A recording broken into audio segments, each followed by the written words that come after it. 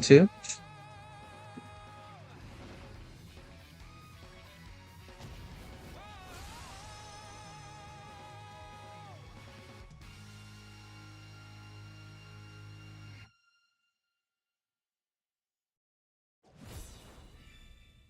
To make some adjustments here and there.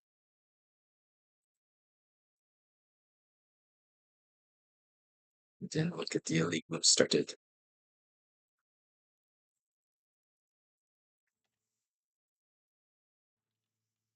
Definitely need to make some adjustments here and there.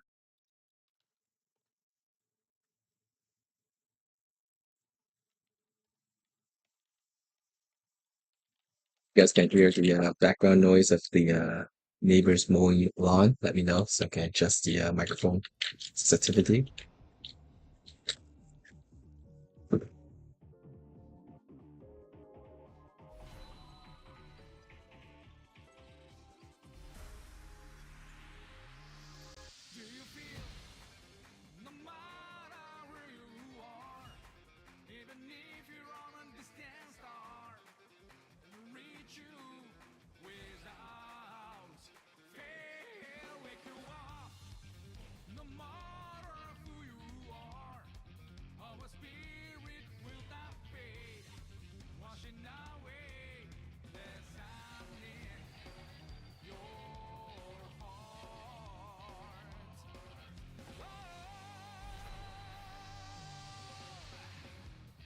So it's pretty much set, and just do one more thing.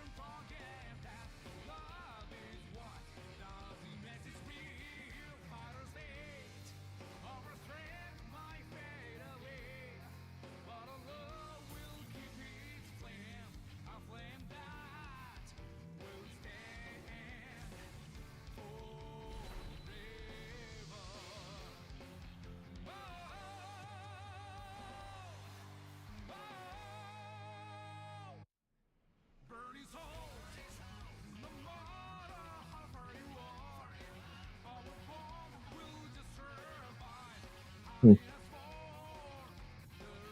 We'll worry about this later. There's some volume things I need to fix around here, there. Let's get the runes made. Let's make the North America rune first.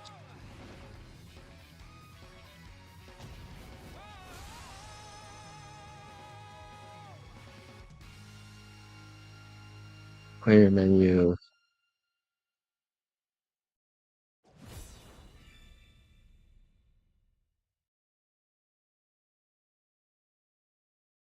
And 16 players. Today's the 26th of March, April 26th, so 0426. Streaming, commenting, create room, and status text. North America room is 60428. 60428.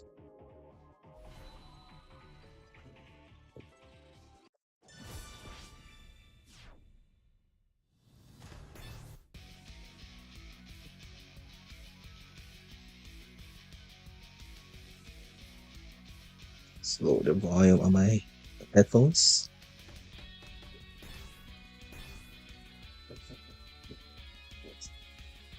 Welcome, bro. And all the wheels. Go for myself as take break also. We will also have a dual room.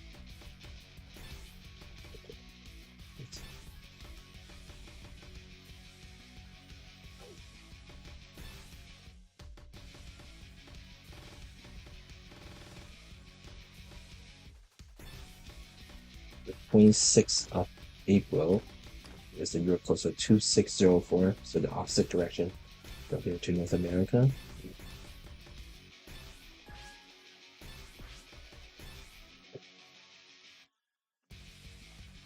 Exploring's in the room also. Welcome. Where it has a nice little streak going on. Oh, did you get disconnected?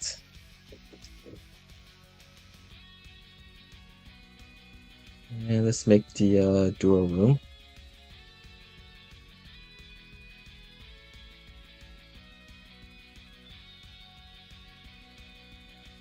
Oh, great.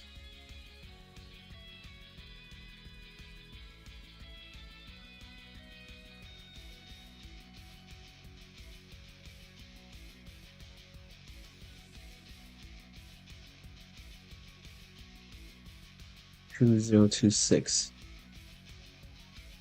It's today's year.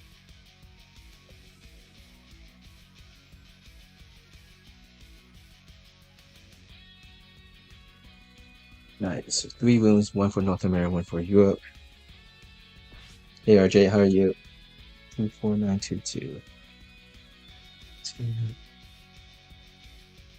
There we go. Oops, dropped my mouse. Let's see, where's my mouse? There it is.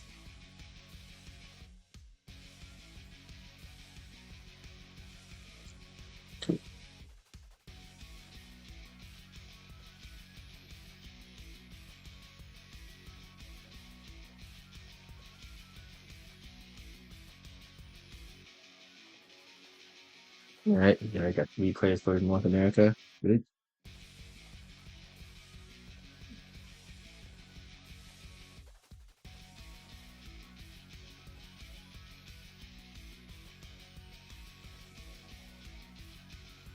Let's go put this piece in.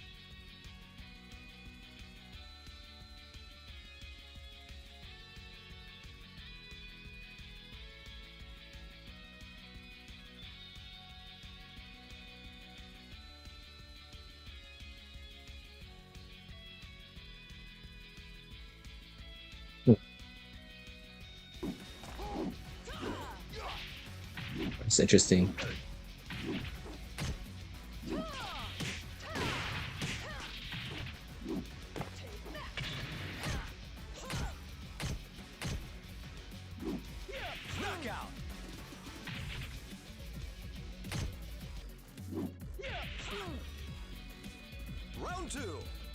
I think I need to adjust my Stream Deck stuff. It's not controlling the right things.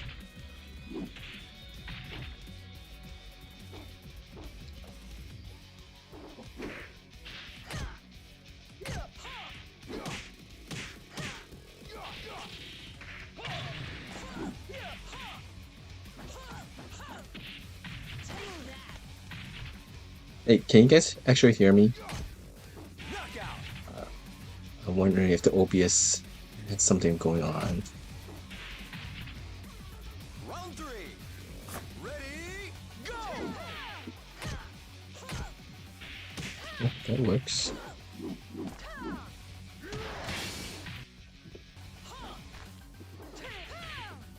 Okay, it's working now.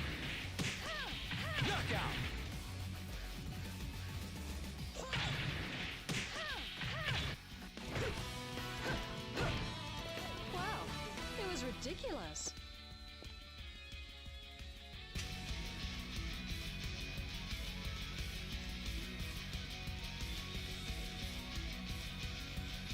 Let's turn off here. Let's see, does the sound work on that? I should be doing other things right now, but I'm very curious to why sound's not working. So let me do one more test. Ready, go! Okay, it's very much related to the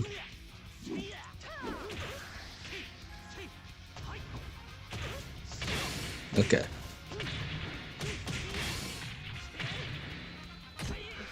Hey, Eva. Alright, there we go. Post around still.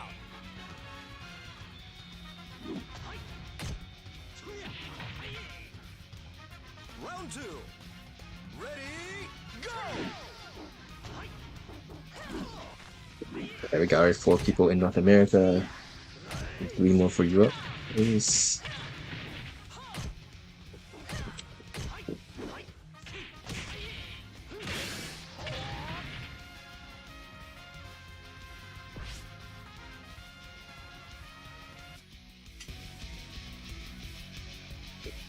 Oh.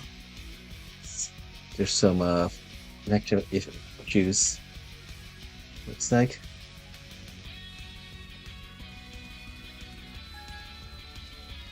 Walkers in here also.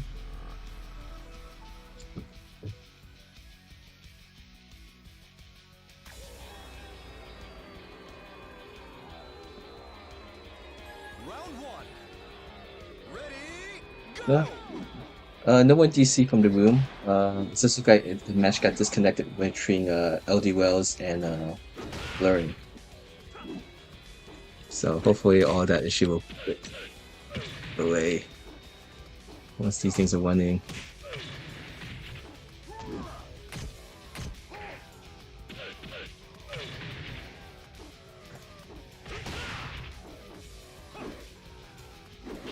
Knockout!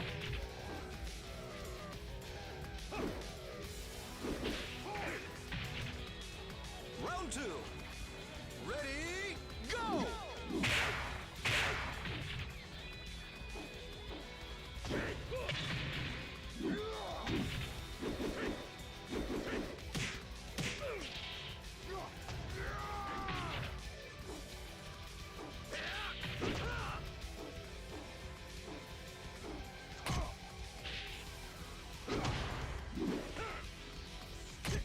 Knockout!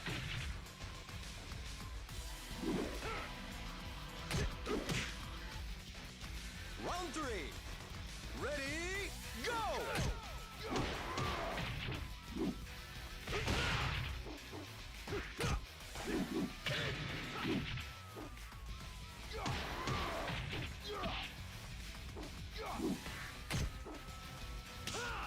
Oh no, they delete it. Oh, gosh, kidding me. Knockout!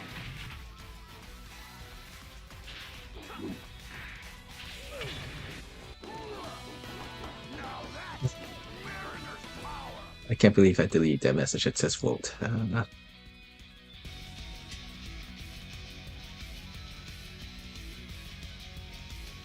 Let's try this one more time.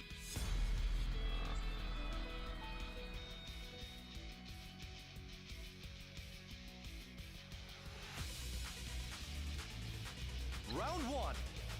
Ready? Go!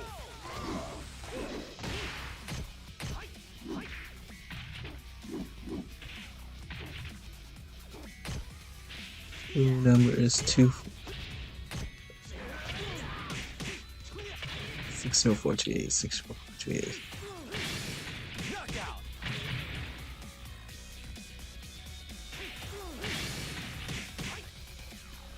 Round 2. Ready? Go!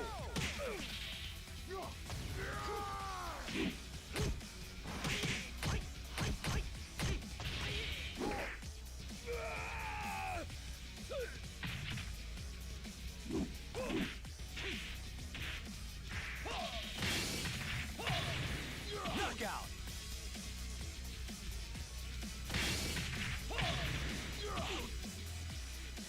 Round 3. Ready? Go!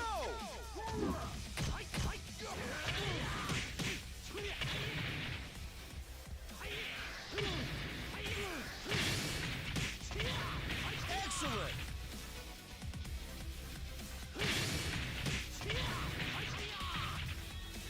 Round 4. Ready? Go! I guess someone can get awesome. Yeah, you got Sago. Yay. 2 people in Europe.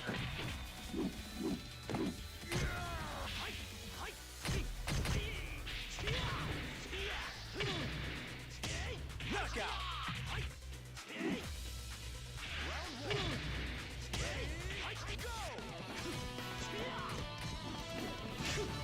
Go! いかがかな?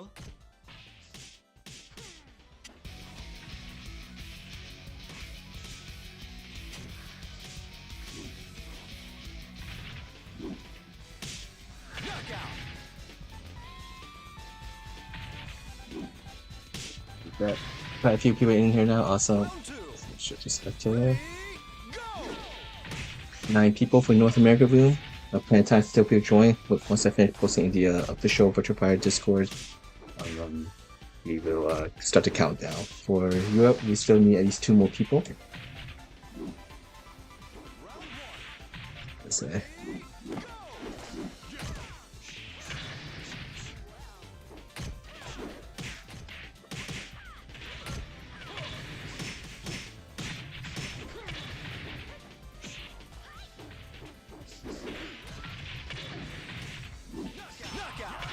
Yeah, we won't be starting soon, Jim Hine. We still have plenty of time to get in. Round 3. Ready, go.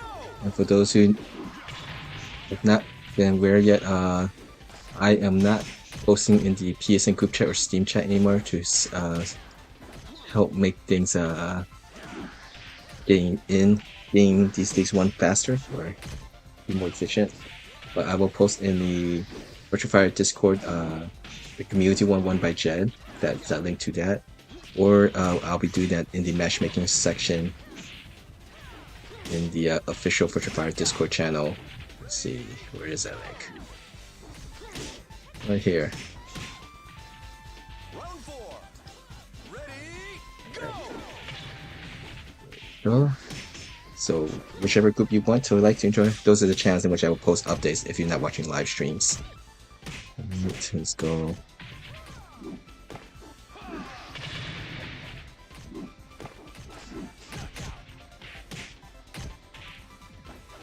knockout. Round 4. Ready, go. Round 5. Ready, go.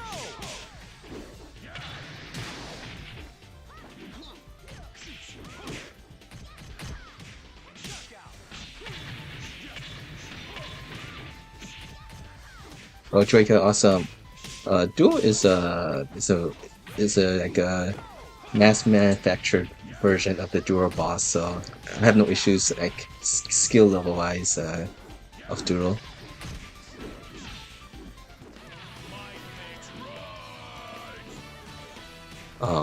But I'll just say this: I look at the Japan events won by BFR, so those are the people who do Beat Tribe and Bay Area Cups.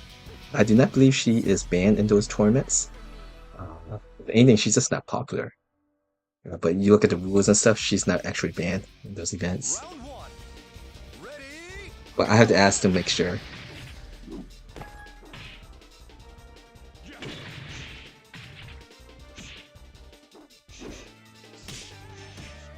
round 1. Ready, go. And of course, you guys will actually see, if you just to simplify it, if there's a lot of rooms in the lobby, just go search as league, and you'll see 3 league rooms. The Jackie room, which is for North America, the Leon room, which is for Europe, and then there's a 3rd one that we've been testing out, the Duro room. I'll put information on that. The passcode for Duro is always going to be the year state, so 2026. Right. That is if you're having trouble getting into the normal room.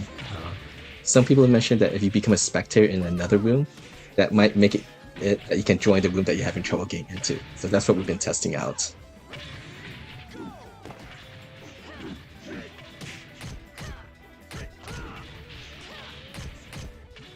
Knockout. Yeah, there it is. Round 3. Ready, go.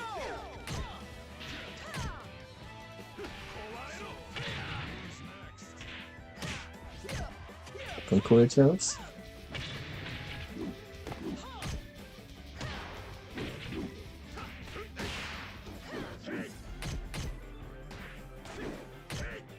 Let's see, what am I looking for here? Just a second. North America room is 64028. 60428. Oh, we have a thing that you could try. By joining your room, code 2026 as spectator. Winters.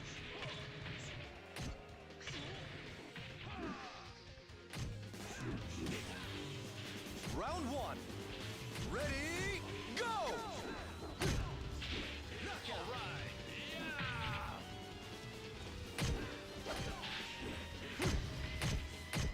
Round two.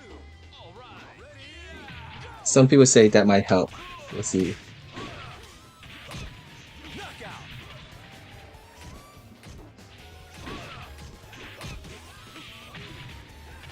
Round two. Oh, let me finish posting this first. 60428.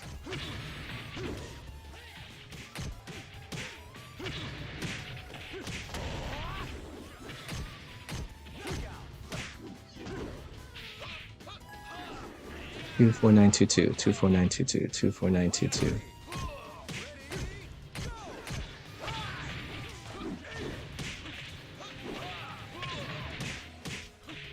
Knockout.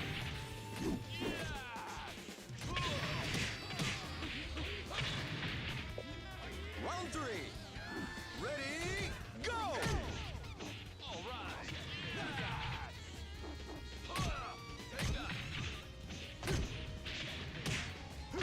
Round four. Ready, go!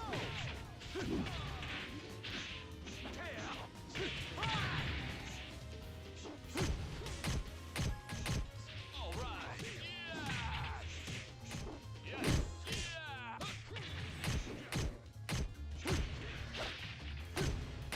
Knockout. Alright, let's see. Cross my finger. Can't joy here. Stay in the room. Ready, go!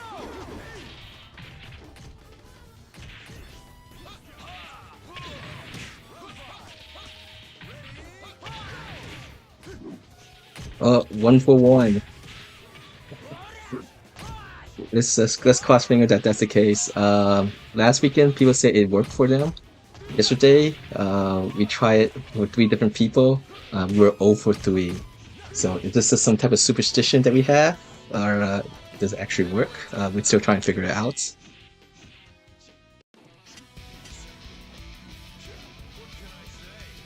I'm on top.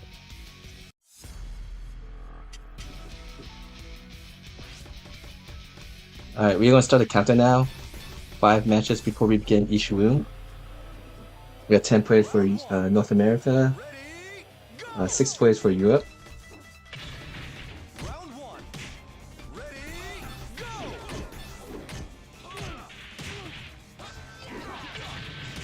And let me go, one post it. Sorry, let me just give an explanation slide to see where it says sources. It's the right one. Round two. Ready, go! Knockout. Alright, so I guess we're testing out right now. There's going to be 3 rooms until we figure out if the dual room will actually help people stay in the room. So dual room is always going to be this year, so 2026. All right, and the spectator option is left on because people need to join as a spectator. That's what people have been saying, is that if you join as a spectator, that might fix the issue of getting into other people's room. Yesterday we tried this. We're 0 for 3. It didn't work for 3 people. But last weekend it was kind of mixed. Some people say it did help, so we're gonna keep doing this until we get a better idea. So again, the idea is you try to join the room that you're supposed to. North American players in the jacket room, the European players in the Leon room. And if you can't join and you keep getting that disconnected or can't even get in, thank you. May the Vietnam cookers be kind to us.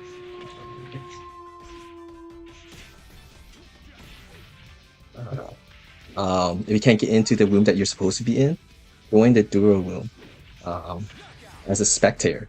The 30 seconds is just something I made up number-wise, like, you know how people say turn off the power cord and wait for 30 seconds or something before play get back in to reset, whatever might be causing discharging stuff. Just wait for a little bit, then leave the duo room and go back to the room that you're intended to go into. And please let me know if it worked or does not work. Yeah, that's it right now. So we're 1 for 1 today. We got Jim High in the room. Oops. Two main controllers if they're all playing choir. Caesar's in here also. Don't accidentally ban somebody. Don't accidentally ban somebody. Alright.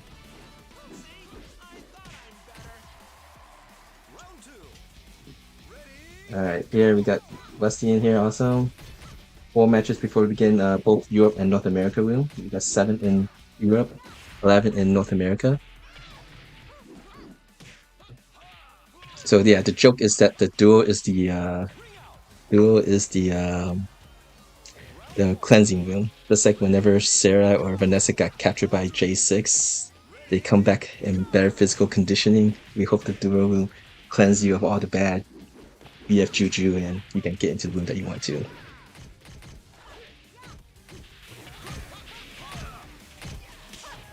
It's a little sad, but for those who want to play VF, we'll try and make sure that you can't play VF until SEGA can figure out where we don't have to have the dual room or hero switching platforms and whatever else to get these things up and running.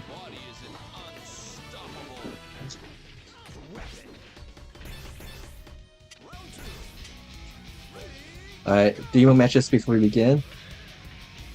Did you try the dual room box pizza?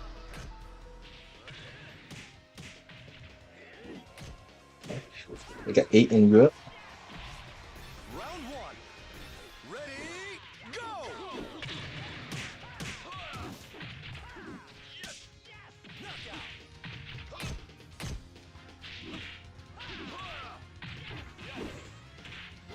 Round 3.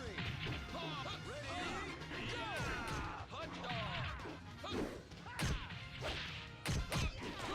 Knockout!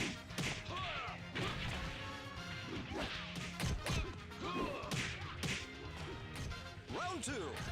Alright, we have about we will matches before we begin Agent Oblivion. But since you're loading up, I'm gonna try and make sure to wait for you before we try it.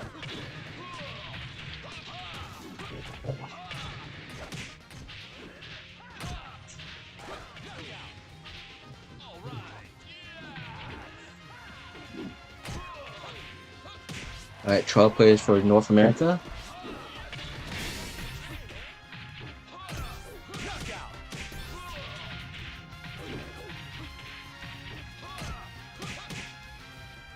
Round 3. Ready, go! We will matches for Europe also. Okay.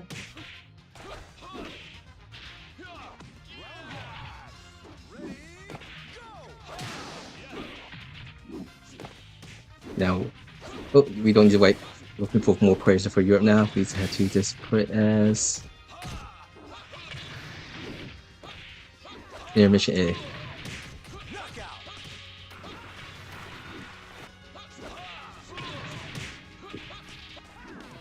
They work for you, so we're 1 for 2. Do you wait for a bit? Like wait for like 30 seconds or a minute or two?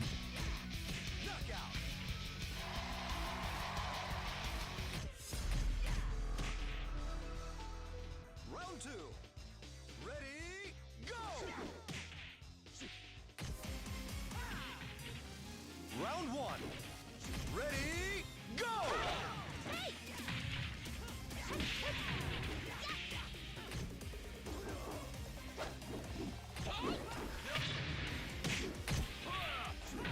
Yeah, we actually make sure we don't have the spectator option on for the North America or Europe room.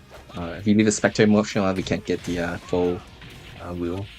And we don't want people accidentally join as spectator while these leagues are running, so that's why I don't have it. Yeah, thank you RJ for mentioning that. Check to see if there's any gold gray bars. Those usually means that your match won't actually work when you do run it.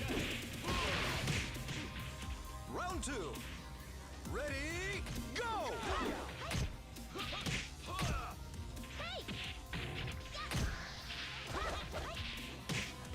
Yeah, someone posted here, let me double check.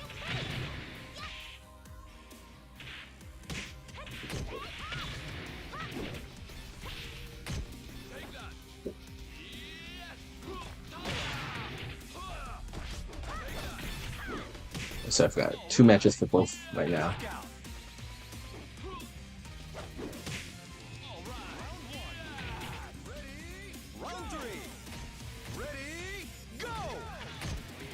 And definitely let me know if you're exiting and we entering just to see how things are working out.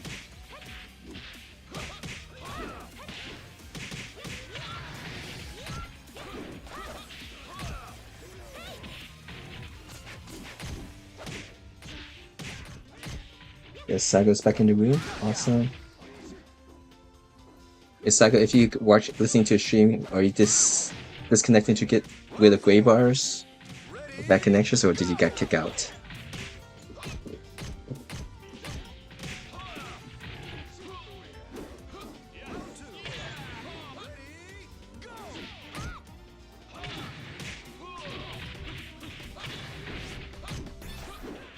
Okay, Ant Zero also in the room. Awesome. Sorry. All right. Okay, thank you for letting me know that. All right, one more match and then we'll begin the North America League room. So if anyone needs to do anything, let me know. But we'll start right after this match between the Walkwooper and LD Wells. Round 3. Ready, go! Round 1. Ready, go!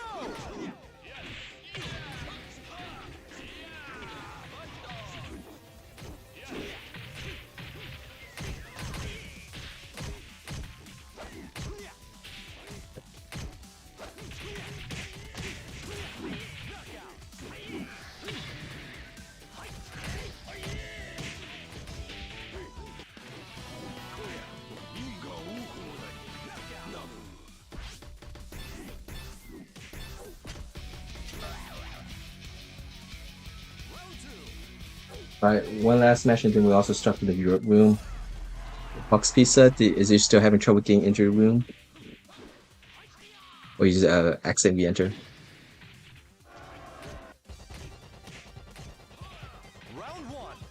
Try accidentally re-entering a Rusty to see if that fixes the issue. Because we do know sometimes where people's connections might need to be reset.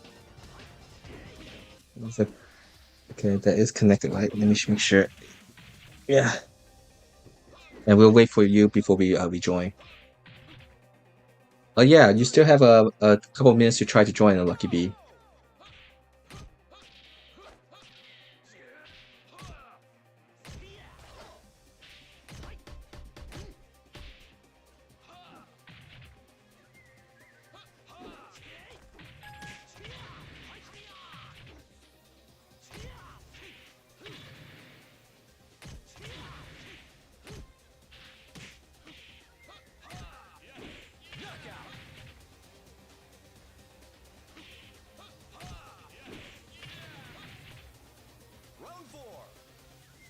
Yeah, hopefully that fixes Rusty's issues.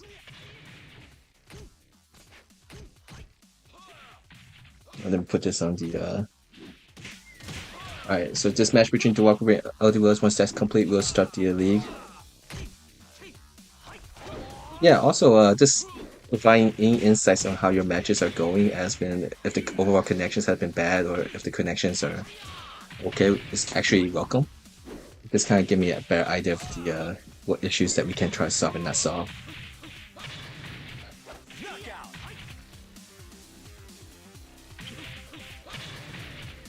Yeah. Alright, final round, and then we'll start this league for North America.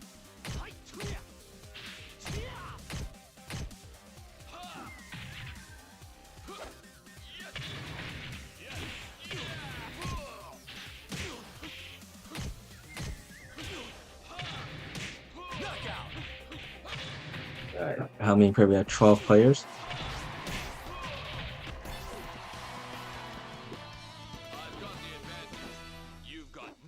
Okay, so 11 players. 11 rounds. Good luck, guys. Have fun.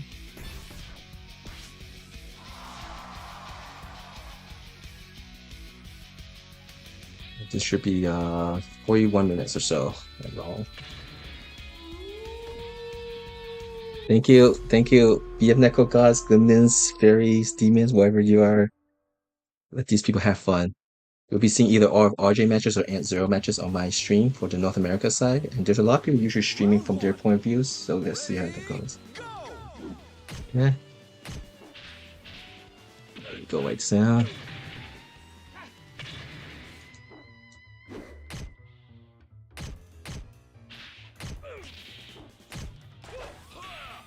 Alright, Box Pizza, maybe if after the first league, some people who can't get in the first league or so wait a little bit.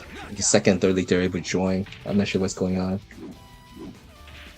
Alright, we're gonna begin, guys, now for the Europe room. Lucky B, I'm not sure if you did try and not get in. So let's go begin.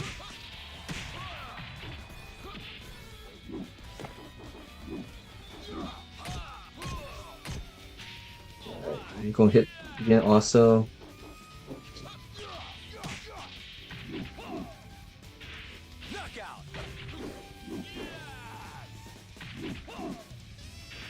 Yeah, 26 minutes with that. Okay.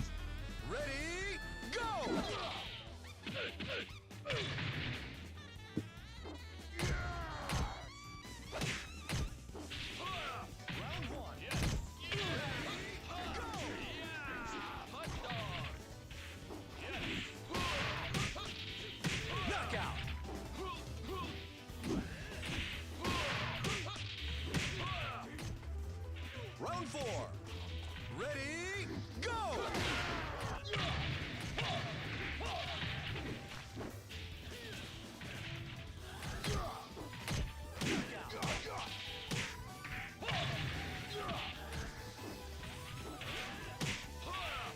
Round 2. Knockout!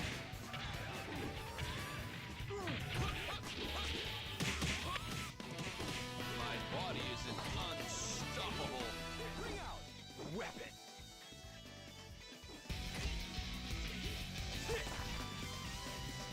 Round 3. Ready, go!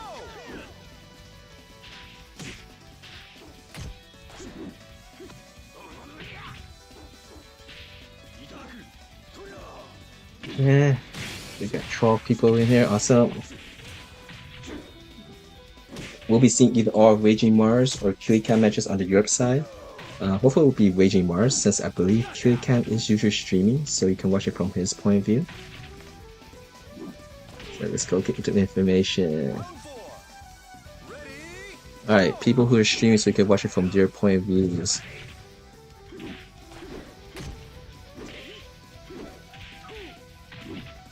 We have Blurring from Vanessa in the North America side.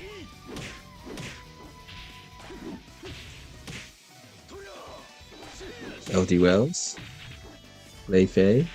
He did play Brad a little bit in the first time this season. I'm not sure if he's going to try to do that afterwards more. The Walk Reaper playing Blaze. round 5. Ready, go! And on the Europe side, we have Kirikam, who is playing Kage. Also plays Sarah in the past. So we'll be seeing all RJ matches on my stream. So North America side, you can watch RJ matches or point of view, or you could watch it LD Wells, Lei Fei, Blurring, Vanessa, or the Walk Reaper. まだまだ練習のつもりなんだがな。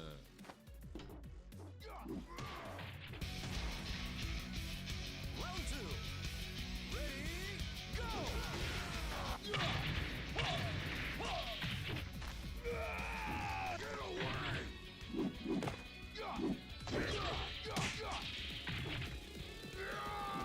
Excellent!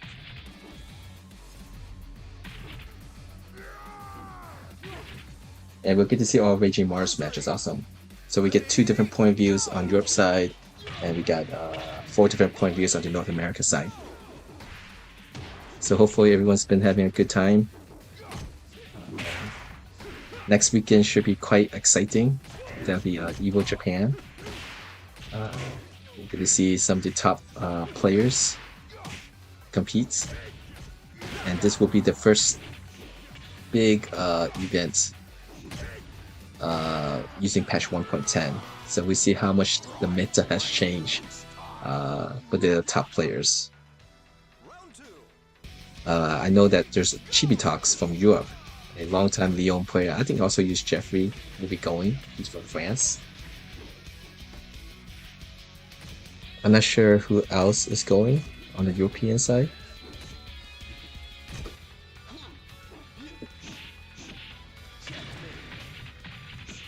In the North America side, we have quite a few.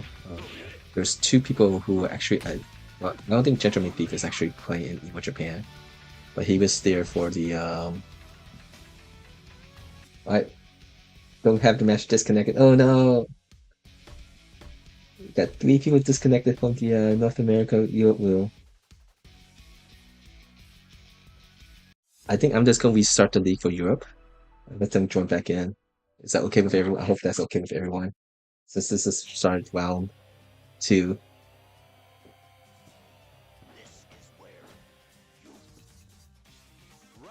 The Game Crasher disconnected you from it.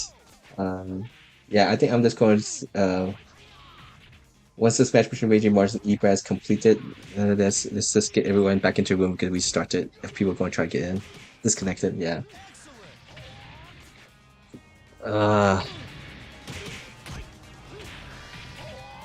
Two main issues.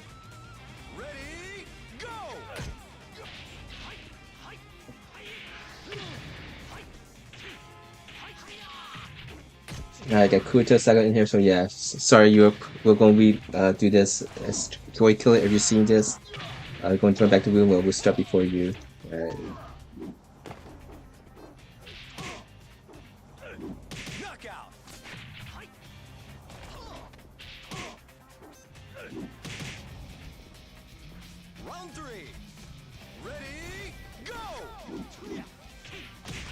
Apologies about this. We'll just phone make sure, right?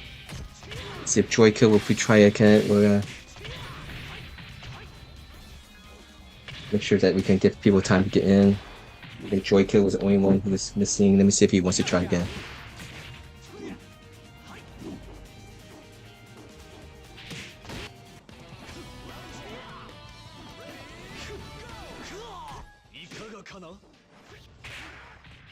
Do you want to try again, Joy Killer?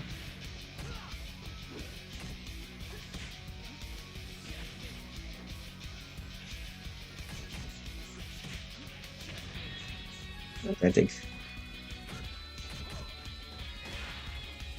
we could try just going back into the Dura room, see if that might fix things issues.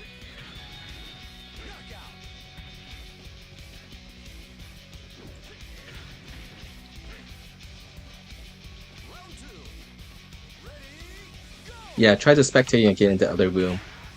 Sago, is it we just disconnecting and accident to get better connections?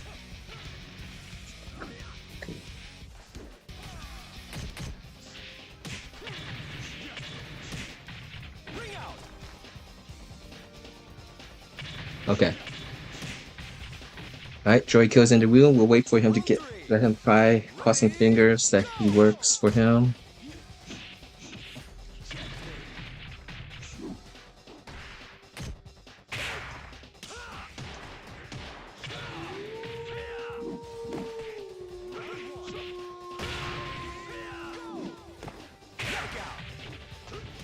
Alright, Joy Kill has exited the Duro room. Alright, crossing fingers. Joy Kill. 1, 2, 3, 4, 5, 6, 7, 8, 9, 10. It seems to work. 2, 4, 3, Duro cleansing room.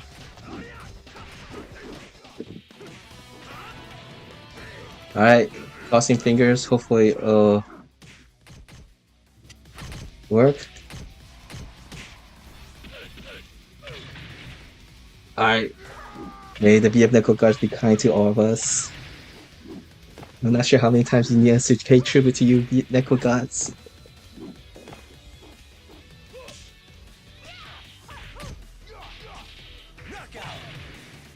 crossing fingers that the Sega people will be able to fix all these issues so that we don't have to keep praying to the Neko gods.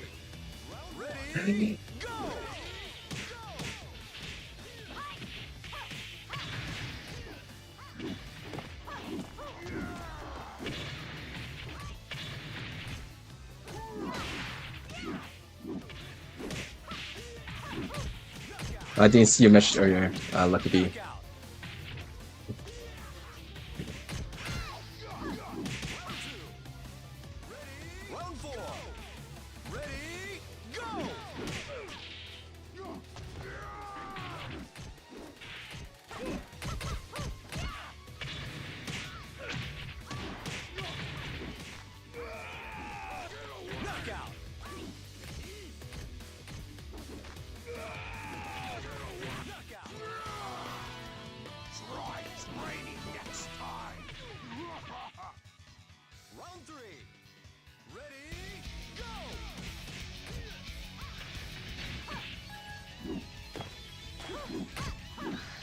Oh, someone joined the room late.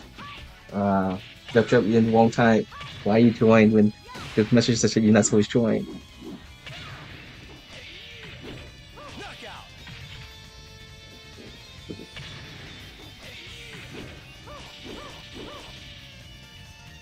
Round 4. Ready, go!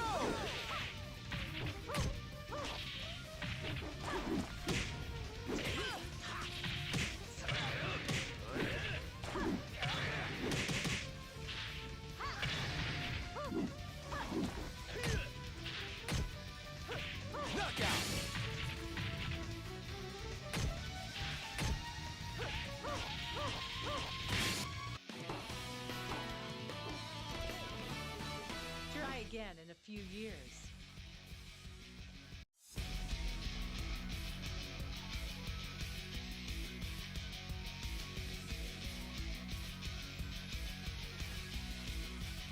Alright, so this time we have we'll be seeing our Rusty matches, which last weekend he got a first place finish in the 8-player league. So this is a sign of him reaching the next level on the mountain journey of VF. And of course, Killican is streaming, so you can watch it from his point of view. Big screen RJ versus Genesis Frenzy. This is the year of the pie, or at least the season of Pie for Genesis Frenzy. He usually plays Aoi. I have to ask him if he's watching stream, if he's just using this to what's this Pie, or is he deciding to switch to Pie?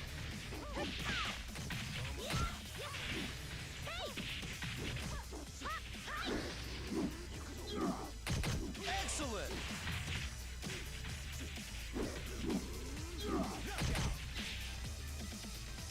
Round 3. Ready, go!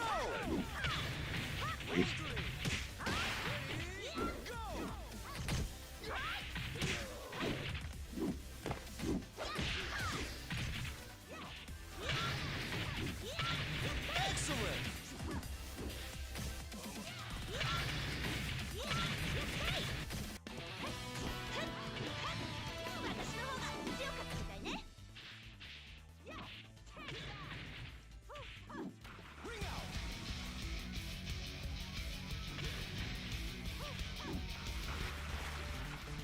North America's side, we've gone through 4 or 5 rounds. We have the Walk Reaper and LD Wells currently the only ones undefeated. Desert Frenzy got 1 loss. So it's the next one closest. So right now is in the top 3 spot right now is LD Wells, the Walk Reaper, and Desert Frenzy. With LD Wells having the better plus minus record. The Walker is playing against Anzero, LD Wells against Seisha, so those matches taking longer. Like that grace and power, you've got zip.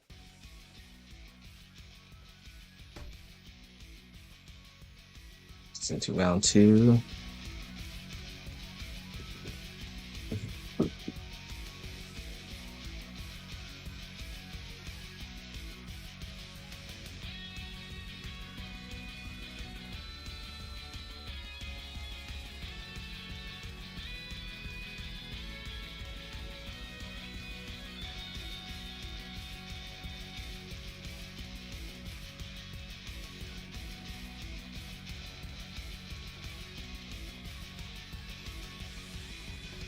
Let's see. LDLs remain undefeated. The Wapuka has first loss courtesy of Ant Zero. Ant Zero got third place at Texas Showdown. So everyone's go take down LDLs.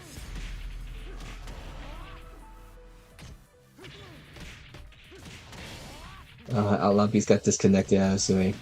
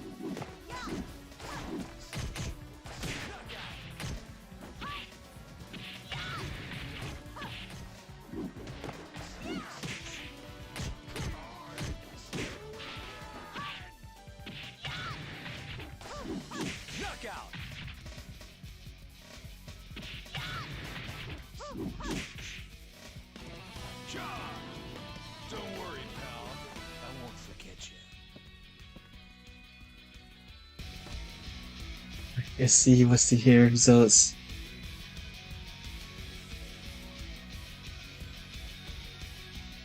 LD Wells got his first loss, courtesy of the Walk Reaper. Alright. Chance of Friends at 2 losses. Blurring's at 2 losses, so right now we only have the Walk Reaper and LD Wells at 1 loss both. And Chanceless Frenzy, Blurring are the next 2, and Ant Zero. So those are the top 5. Alright, make them work for it, guys. Goikyo versus Westy on the Europe side. We'll watch RJ versus Sisha.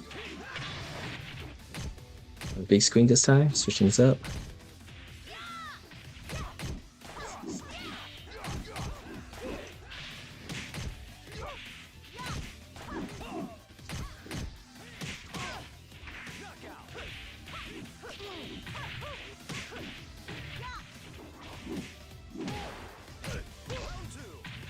Hey Black Leah, how are you?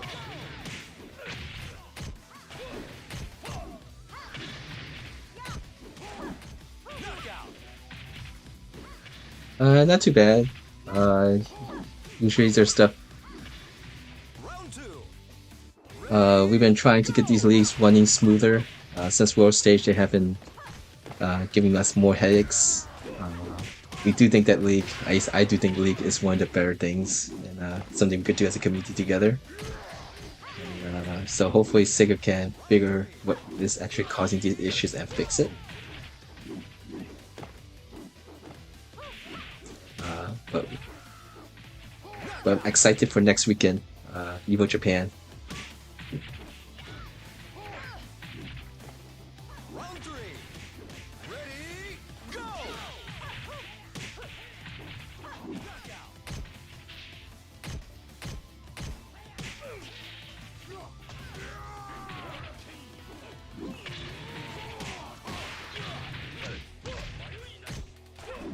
Joyka wins his match against Musty. Round 4. Ready, go!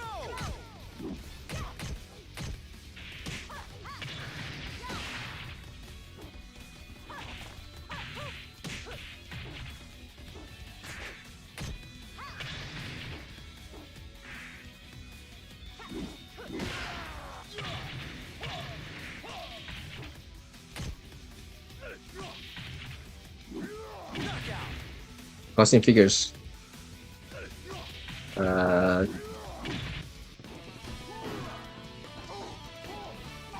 world's strongest! We're going to see cooler television of Joy Clear. I think it's because Outlaw Beast got disconnected from a room.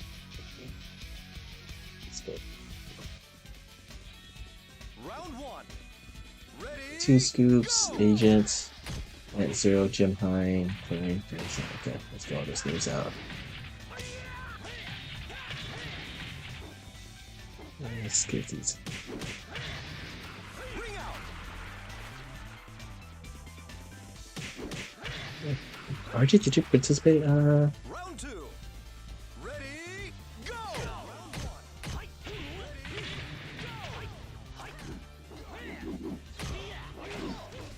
Yeah, I must have forgot to add you there, so let's do that.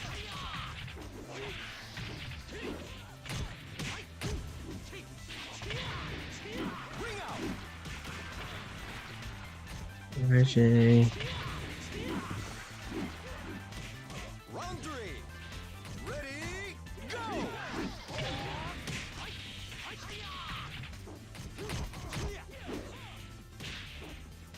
Yeah, it's actually worked pretty well, but not had to troubleshoot stuff.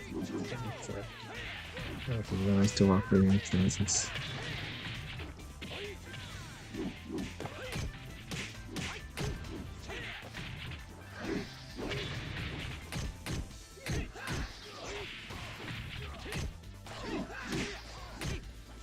Knockout!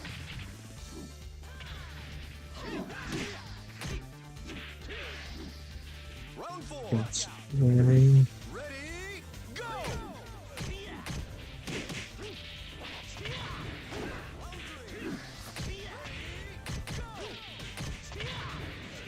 1, 2, 3, 4, 5, 6, 7, 8. Round 5. Ready, go!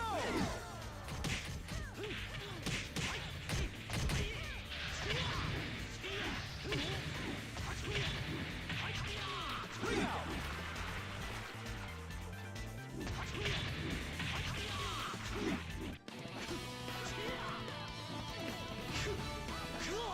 Ikaga kana?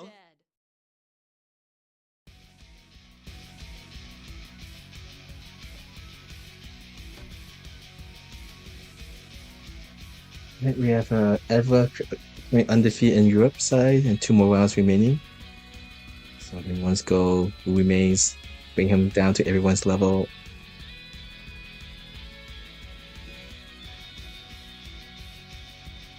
So we got 8, so that about 3 more rounds remaining for North America side, 2 more rounds remaining for the Europe side.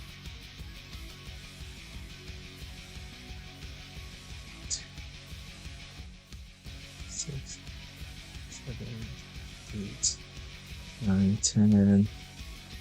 We got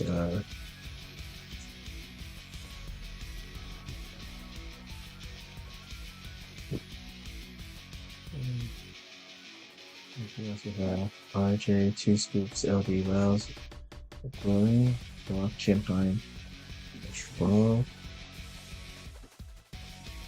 You'll enjoy this, trust me. Ready? まずはその技見せてもらおう Round 1 Ready, go! Round 1 Ready, go!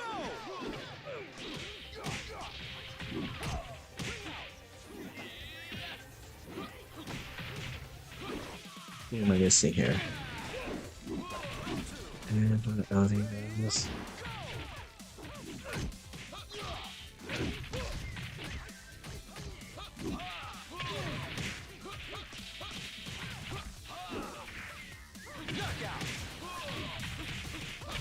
Shack. Obvious Creed. There we go. Round 2.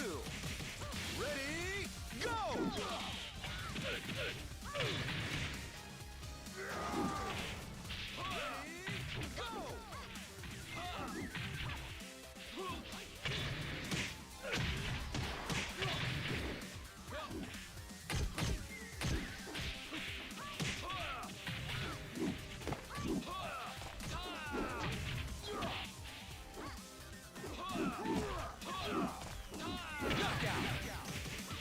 Alright, 3 match points for Virtua Fighter. Round 3.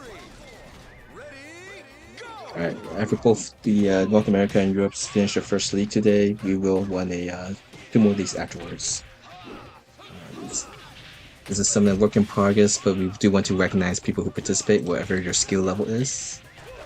People participating is what these sessions are running, so regular participation is we appreciate for those who can do it.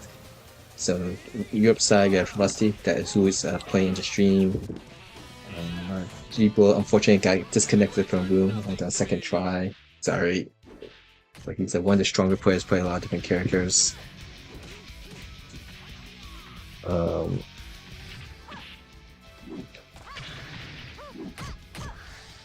Joy Killer participated in the 3rd session, so glad that he's maybe enjoying these and continue participating. And it looks like the door room seemed to help him, so it might work for some people, it might not work for others. Or at least with some issues, but not other issues. Yeah, we don't really know. So it's just let's keep trying it and see if people find that it is working. We'll keep running the door room. Alright, let's just keep it like here. We're gonna keep it on the Europe side since the league is gonna be finishing up in the next round. And looks like Eva has taken first place, guaranteed, even if he loses. And so he'll be playing against Joy Killer. And we'll get to see Westy versus Sago on the stream. So we'll just leave this on here. With America's side, we right now have LD Wells with just 1 loss, so he's currently leading the pack. That's it. You'll enjoy this, trust me. Right. Ready? Waging Mars got his first place finish yesterday. Killigan, streamer, also been streaming his session, so please support him. We need more people streaming from their point of views. Sago's playing Leo first league, second and third league is Jeffrey and Duo, if he keeps with the trend. Kurtel is returning from 2025 to participate in and of course Edward, who just won this league with Brad. So he's been playing Jackie previously. Actually, he uses a lot of different characters. On the North America side, we got 12 players. The Rock Reaper, league leader in the past. Right now fighting for the top 3 spots with LD Wells playing Lei Fei. Is currently leading the pack with 2 more rounds remaining. The information stats is still kind of outdated because it's kind of work in progress and trying to do these. I think I found what I want, but still kind of working out things while also troubleshooting winning these league sessions. RJ is who we're watching on the stream. Long-time participant. Sisha plays Sarah from the NorCal region, which they have monthly offline sessions, though of course NorCal is quite large. But there are monthly leagues, offline tournaments gatherings in the Northern California region. So if that's something of interest and kind of live within that area, you might want to consider attending one of those. Ant Zero playing Blaze. Top 3 finish in Texas Showdown recently. Genesis Frenzy playing Pi, I've mentioned before. 2 Scoops of Face, pretty much as Sarah main. Also, we've seen this guy play 100 Sarah matches in the league. Not 100 leagues with Sarah. Blurry, who I think is on a streak of 11. Is it 11 sessions? It's 9 session streak of finishing the top 3. So each session we participate, he has a streak of getting a top 3 finish. This most likely is his best season quarter start. Jim Hines been more of a regular participant now, so glad that he can participate more often. Agent of Oblivion is participating a little bit more too. It's been like one league per session, but it's doing a little bit more. So that's glad to see that he can play more. And just first get the results for the Europe First League. Congratulations to Eva for getting first place. Second place goes to Raging Mars. Killicam gets third. Thank you guys for playing. Sorry for those who connected in or got disconnected. Those who want to continue play in the Europe room, just stay on. Those who want to join, you can do so now. Someone joined the North America room, right? Jamie joined. That must be Jamie Lee Curtis. Oh, I might get disconnected. Well, we got 2 more rounds remaining for 1 more round remaining for the North America side before it's completed. Let's put this back on. So this is it for. Alright, let me just go finish this Within.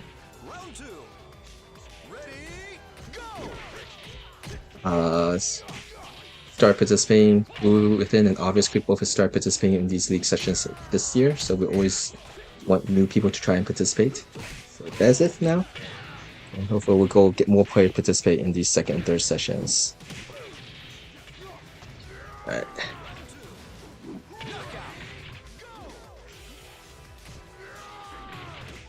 Alright, so people can join the Europe room for those who want to try. If you can't get into your room, try to the duo room.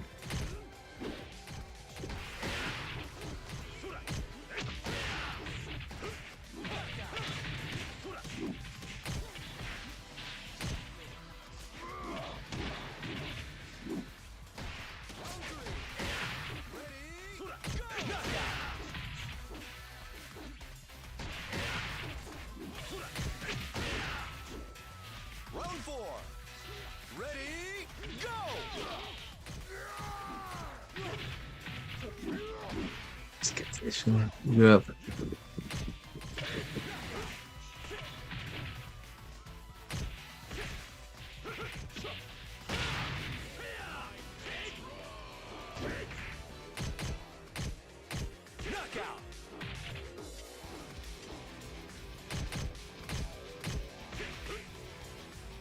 Round 5. Ready, go!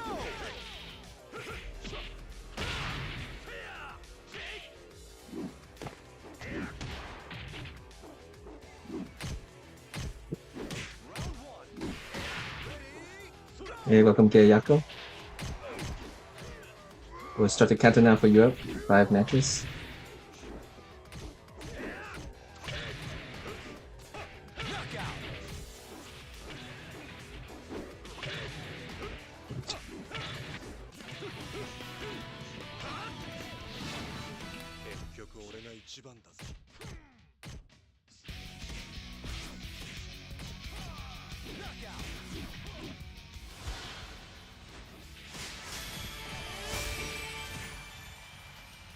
Alright, congratulations to LD Wells for getting the tie between LD Wells and the Wallpaper. Sorry about that. Let me get this out. It's a snapshot. Let's see. Yeah, sorry. Okay. Screenshot here too. Alright, tie first between LD Wells to Wallpaper and Jens Bernstein get third place. Very close. A lot of people with 9-2 records here. Alright.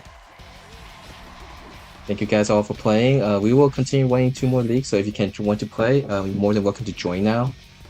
Alright, we got Jamie joined. That must be Jamie Lee Curtis, so thanks for coming in, Jamie Lee Curtis. Thanks for playing Ant Zero. Got 4th in that large league. Alright.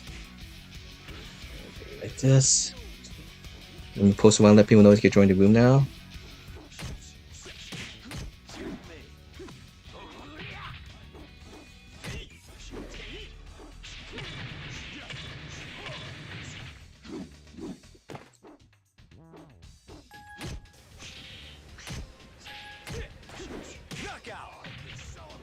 Alright, so you can join both rooms now. We are starting the countdown for Europe now. 5 matches before we begin. Hey, welcome Optimus UK.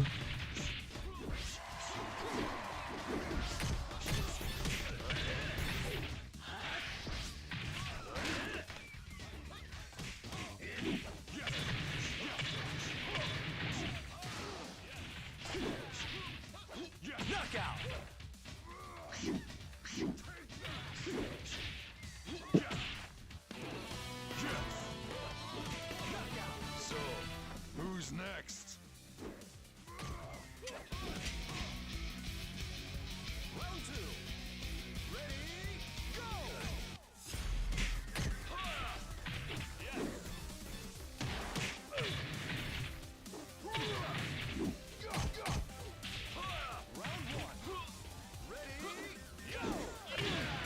Lucky Strike is already in the room too. Also, secondly Strike controlling. They need to use the dual room to get in. So we had 8 players, 7. Ready, go!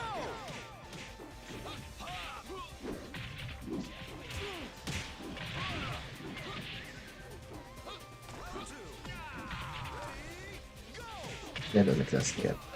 Lucky Strike Optimus joined this league. Second league.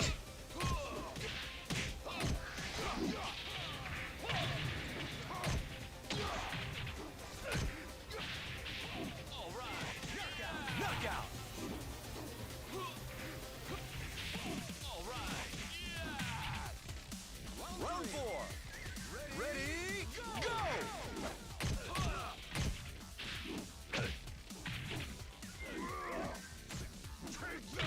Alright, everybody's posted. We'll start the countdown between after this match between RJ and the Rock Reaper. First league for Europe was won by Edva. First league for North America was won by LD Wells and the Rock Reaper. Both were league leaders in the past, so it's good to see success, continued success.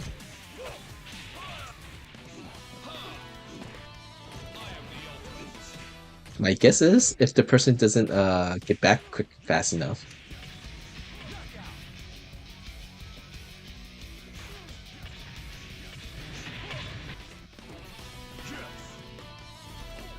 Alright, 5 matches before we begin the North America League room.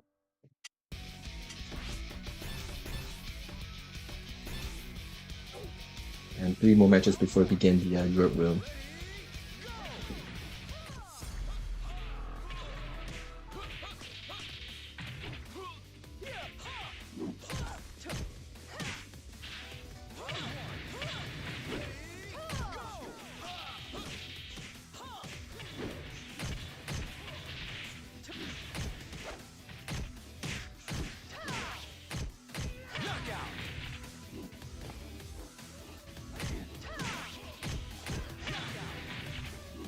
Round 2. Ready, go!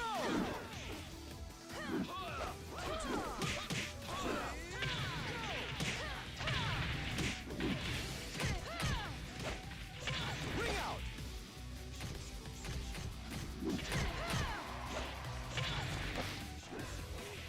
Round 3. Ready, go!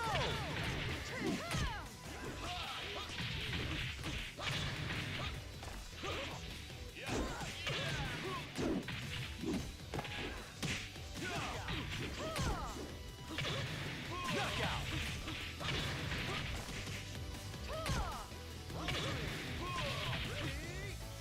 Round 4. Ready, go!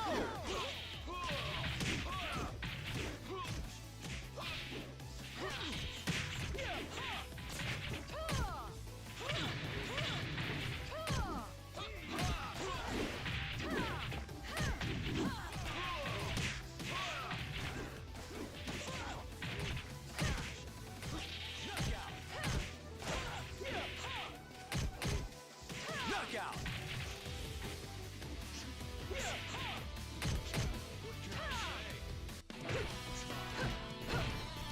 Wow, it was ridiculous.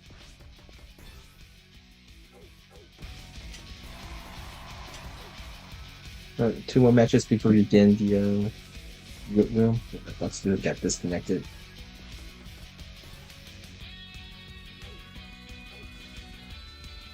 Round 1.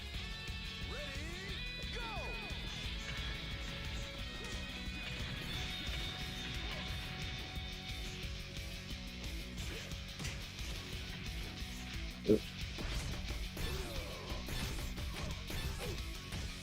Four more matches before we begin the North America room. And again, if people's watching a stream or know you can't get into the room, there's an option that we've been trying to test to see if it actually works, which is you join the door room. Go put that up.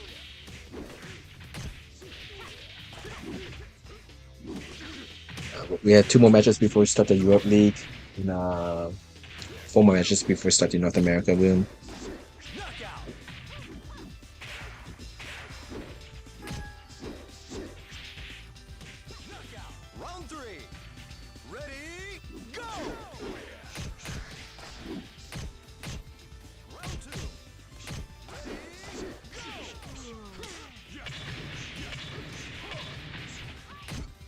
You usually will see, at least for the next few times, that we'll have 3 rooms set up. The 2 normal ones, 1 for North America, 1 for Europe.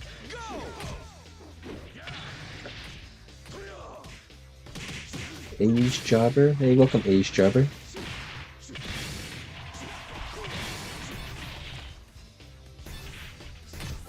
Is Age Jobber someone else's nickname, or is that a new person?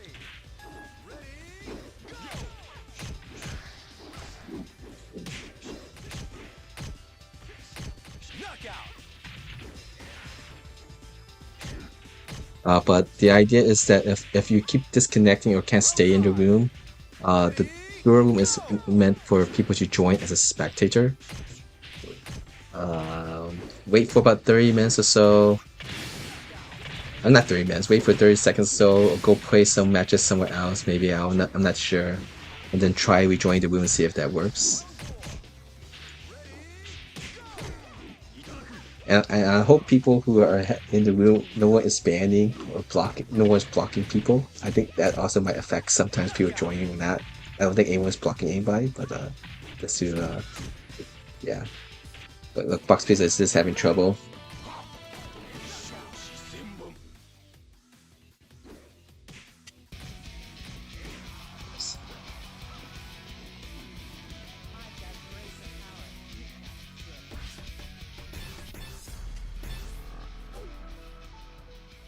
Alright, 1 more match before we begin.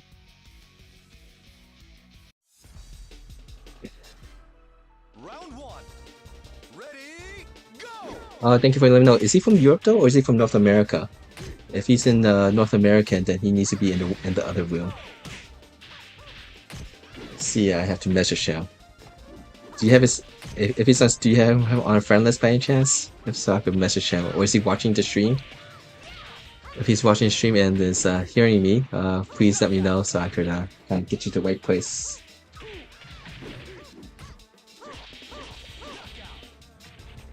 Round 2. Ready, go. Round 2. Ready, go. Alright, 3 more matches before we begin the North America room.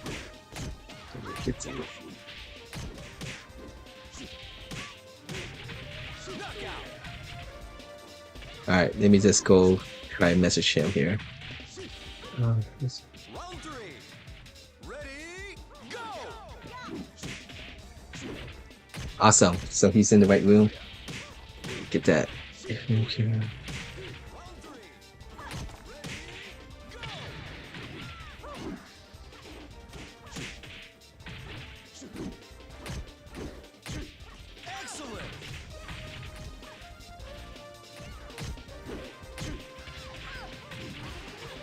Round 4. Ready, go.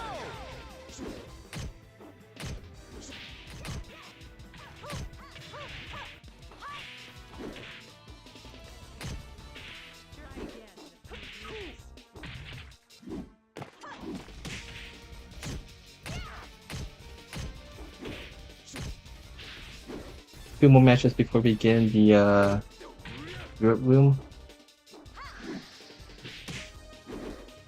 I mean, 2 more matches for North America and Europe. We're gonna begin right here. We have Age Jobber, Optimus UK, and Lucky Strike. Right, yeah. There.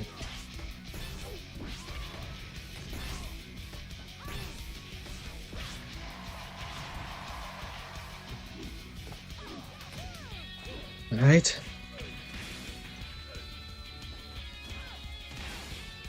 Nine players, so it's 9 rounds.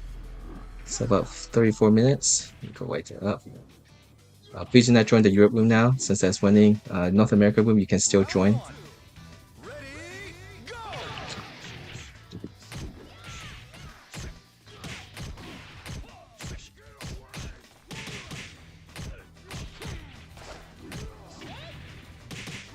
Open 17.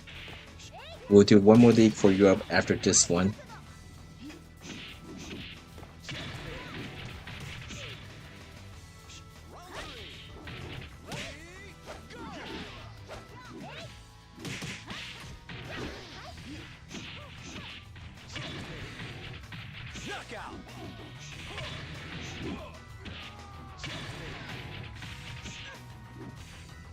Round 2. Ready, go!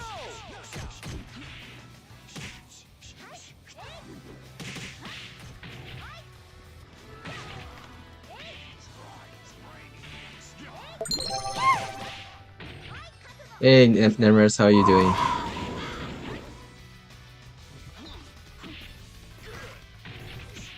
We're just getting the second league started already. 9 players. We do have people that can't get in. The dual room is finicky, it seems at least.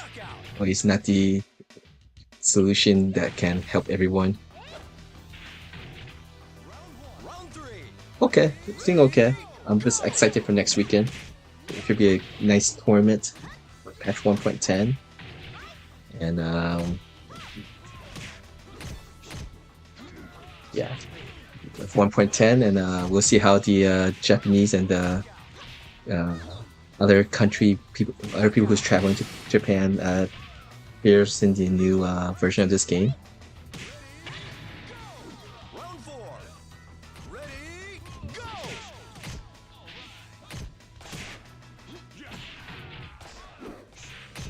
Alright, this is the last round for North America. We have 12 players.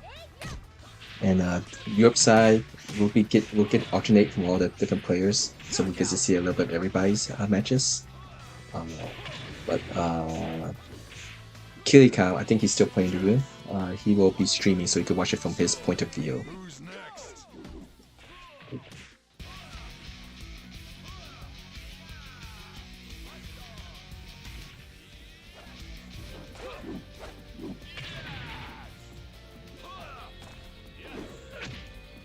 I'll say she got small nerfs, but overall for patch 1.10, all the individual characters like buffs or nerfs isn't that big of a deal. The evasion change seems to be the bigger deal. I think I see how Shiva basically will his notes on who he thinks is better and not better. Even with like the buffs that Law got and Lei Fei got, like character specific buffs, he put them at the lowest tier because of the evade dash cancel change.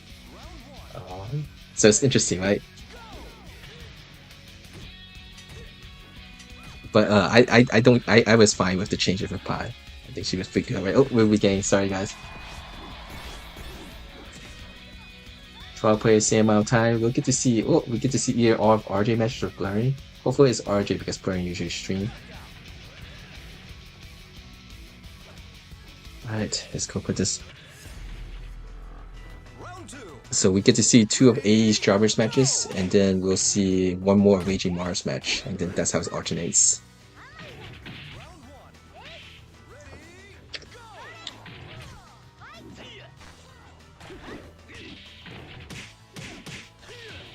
Alright, 12 players, so 11 rounds, no breaks in between. It's about 41 minutes.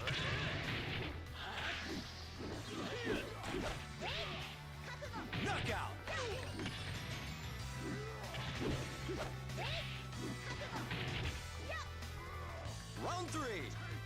Ready, go!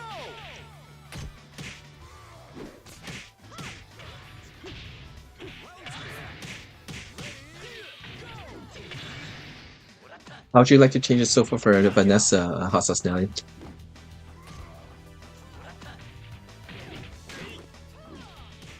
Round 4. Ready, go!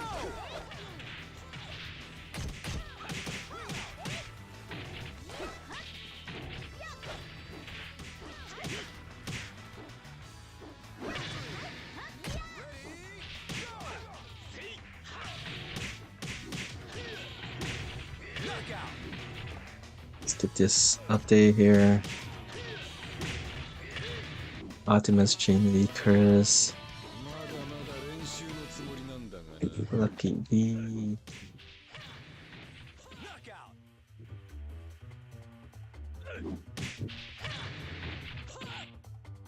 Round 4. And then we have Strawberry.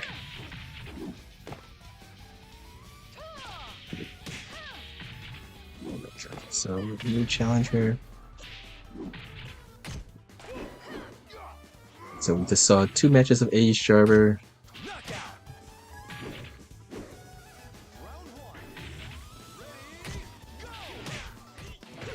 Oh, I'm sorry, Jimmy. You just joined a little too late. League has started.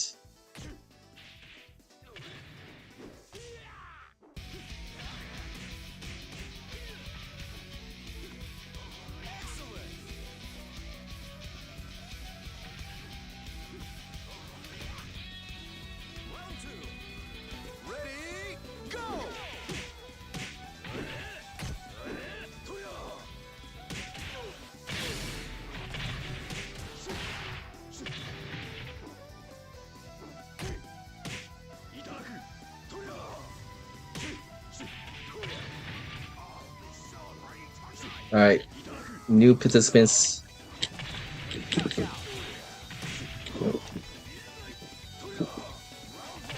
Alright, AE Jobbers, first time participating in the Akai League, so welcome. Sound is pretty not working. Let's try. Let's try if it works.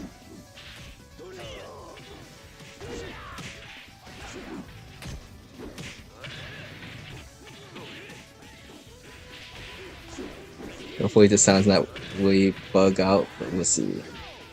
Sound bites.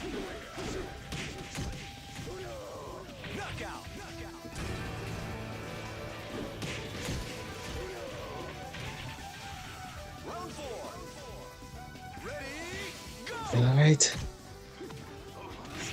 New participants. And those who played before and joining the league, first time returning for 2026 is Optimus UK, also plays Aoi. OG veteran from the UK region, Lucky B plays Pi. And in the North America side, we have Jamie Lee Curtis, Jamie Joint. This is a nickname. He's actually playing on stream right now versus RJ.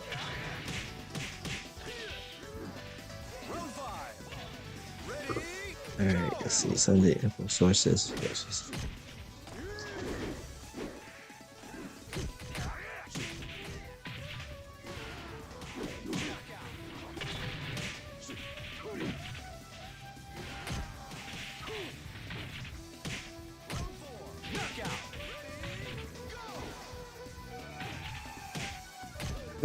Is the sound off for the Europe stream? It sounds like it's on my headphone. It sounds like it's off. I might have to do something to fix that.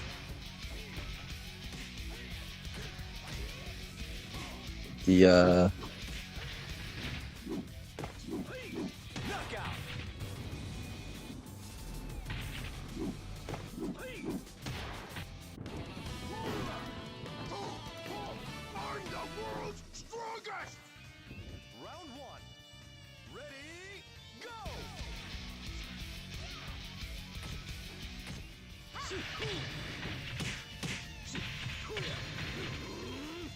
seems like it's slightly off. Let's see if I can fix that.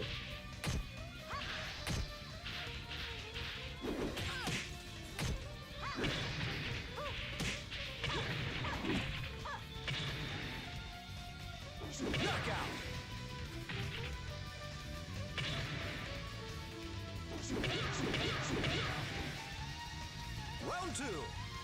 Ready, go!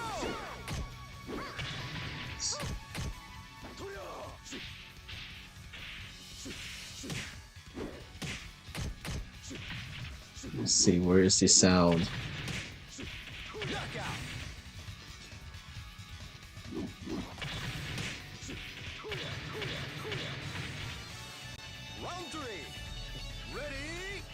When each league is done, I'm gonna deactivate, reactivate, see if that fixes the issues.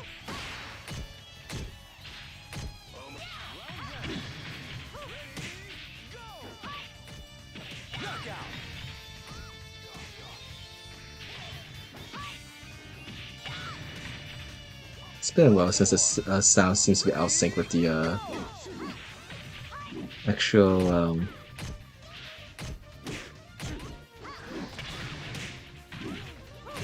video.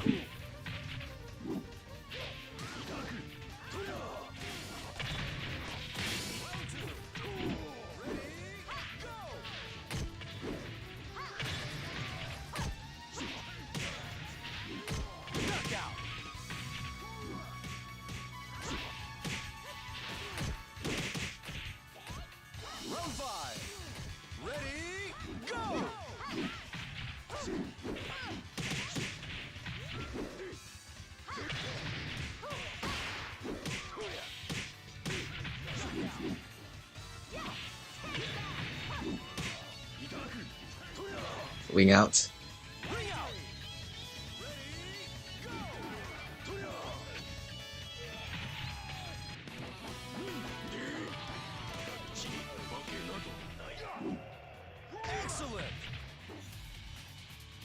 Okay, my dad's having, let's go fix this. Steam scene. Try to get this fixed.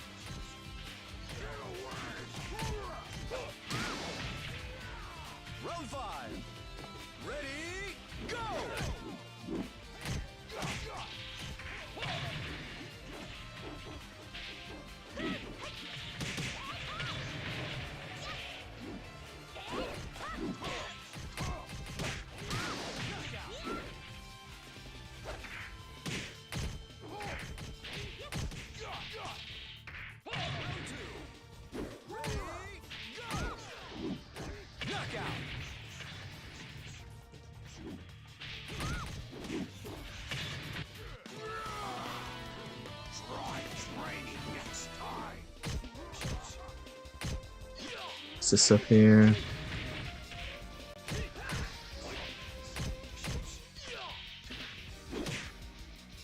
Here's sensing.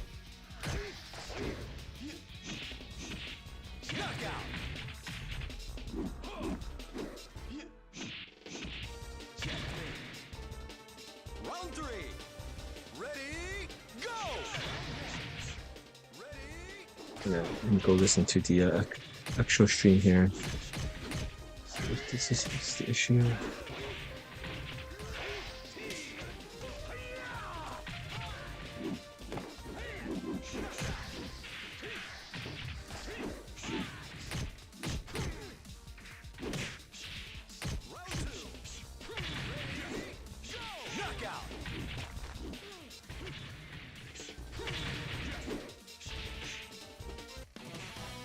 It sounds like with the live stream, the audio is in sync with the video.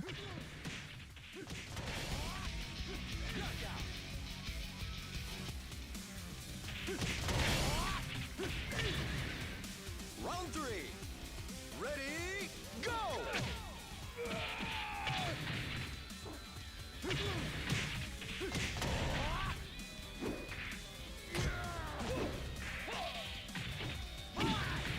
Let's put back the sound here.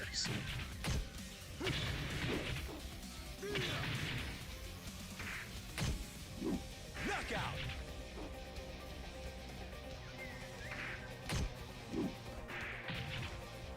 Round 4. Ready, go!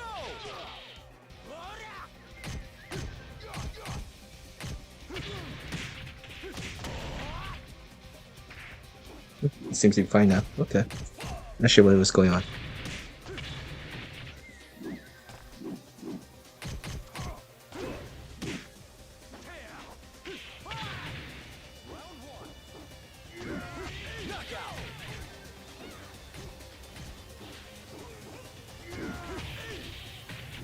Yeah, you guys, there was a Tokyo Bay Area Cup. Well, it was on Sunday, or in Tokyo, but it was start basically Saturday late evening. If you live in North America, um, the team that won it was the Shiwa and Yasuki combination. Um, Shiba's team won that. I think it's called Onisen. What was interesting was some of the Adam Yuki just joined. It will be presented with Evo Japan next week, and so he got there earlier. Also, Gentleman Thief has been in Japan for a bit. I don't see his name at the Evo Japan tournament, so he's there for other reasons. I think he's leaving at the end of April, so he won't be participating in Evo Japan. I didn't see his name also on the list though. But both of them participate in the Bay Area Cup as rental players on the Jump Kingdom team, which is the team that has Marvel, Rao, Shiro, and others. There's Optimus playing against Rusty. Hey, there's a stagger, so staggers are still in the game, does not ask for much.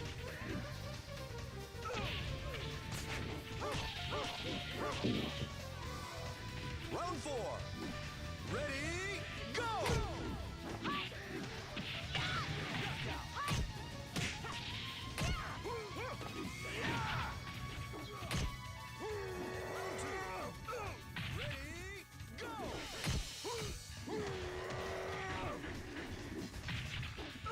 Knockout!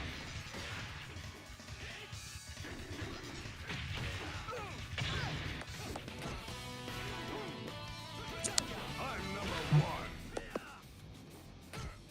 1. Chan here. Hey Kai, how are you doing today? Okay, I think I can hear my echo on your side. Oh really? Mhm. That's weird. That's weird. Alright, do you still hear an echo? Let's see, can I hear myself? I don't think I can hear myself now. Yep, we're good. Okay. Alright, cool. Yeah, so I'm just hanging out Okay. today because I got in late, but also I enjoy just chatting with you sometimes. So Okay. like I've had a lot of fun VF playing this week, so the past week. So Awesome. Your eyes now see clearly now after your eye exam? It's just still having... yeah, because that's just dilated pupils Mhm. for like 6 hours. Mhm. But my eyes were back to normal in time to fight at the Virtua Fridays in Portland axe throwing, Mm. and that was a very very fun night. So yeah. So how's everything going today? How's everyone doing here today? We're winning the second league now for both Europe and North America. The dual cleansing room 2 for 3 today. So 2 for 3. That's progress. Better than yesterday's 0 for 3. yeah. Yeah, I mean, some connections you can only do so much, but Well, this time it's like Box Pizza Pet Cat who's been participating frequently can't get into the room, so the VF Knuckle guards are quite but that's funny if that's working because your room is based in North America, then, right? So. Yeah, it's so strange. I'm not sure you saw like last night after all the leagues end, I joined the same room with all my accounts. The duo which I was using on wire, the team is right now wireless. When I play blurry on it, it crashed. So that's one bad thing about maybe wireless, maybe. in that small sample set. So who won the first league in North America today? It was a tie between LD Wells and The Rock Rebirth. Oh, that's awesome. And the third place, person got third place was Genesis Frenzy. Oh, awesome. I'm glad Genesis was able to join again on Sundays, as they have been the last few times. The last couple Sundays. I'm not sure if he's just playing Pi in the leagues only, or he's committed to switching over from Pi, from Aoi to Pi. I'm willing to believe that he's committed to Pi, so I think he's committed to Pi. I think this is an interesting time I think, I do think Aoi is still fine in my view, Mhm. but I do feel that compared to how she was for much of Revo, that that feels like it feels like she's been like lost tools that she had gotten in Revo, or a lot of, not all of them, but some of them. And so I've seen a lot of soul searching in the Aoi community. Because like last night we were watching matches, and Kovajiro has been playing Sarah. So, and I don't know the meaning on it. I just know that Kovajiro has been playing Sarah. I don't know Mm. if they're still playing much Aoi, Kobujo but is a pretty much Aoi main for many yeah, many many years. yes, and I don't think I'm not going to read into it as hate. Just more like, oh, Kovajiro is playing Sarah on that day, but it is interesting to see a lot of And see Kobujo that. will be participating in the in Evo Japan. Yeah.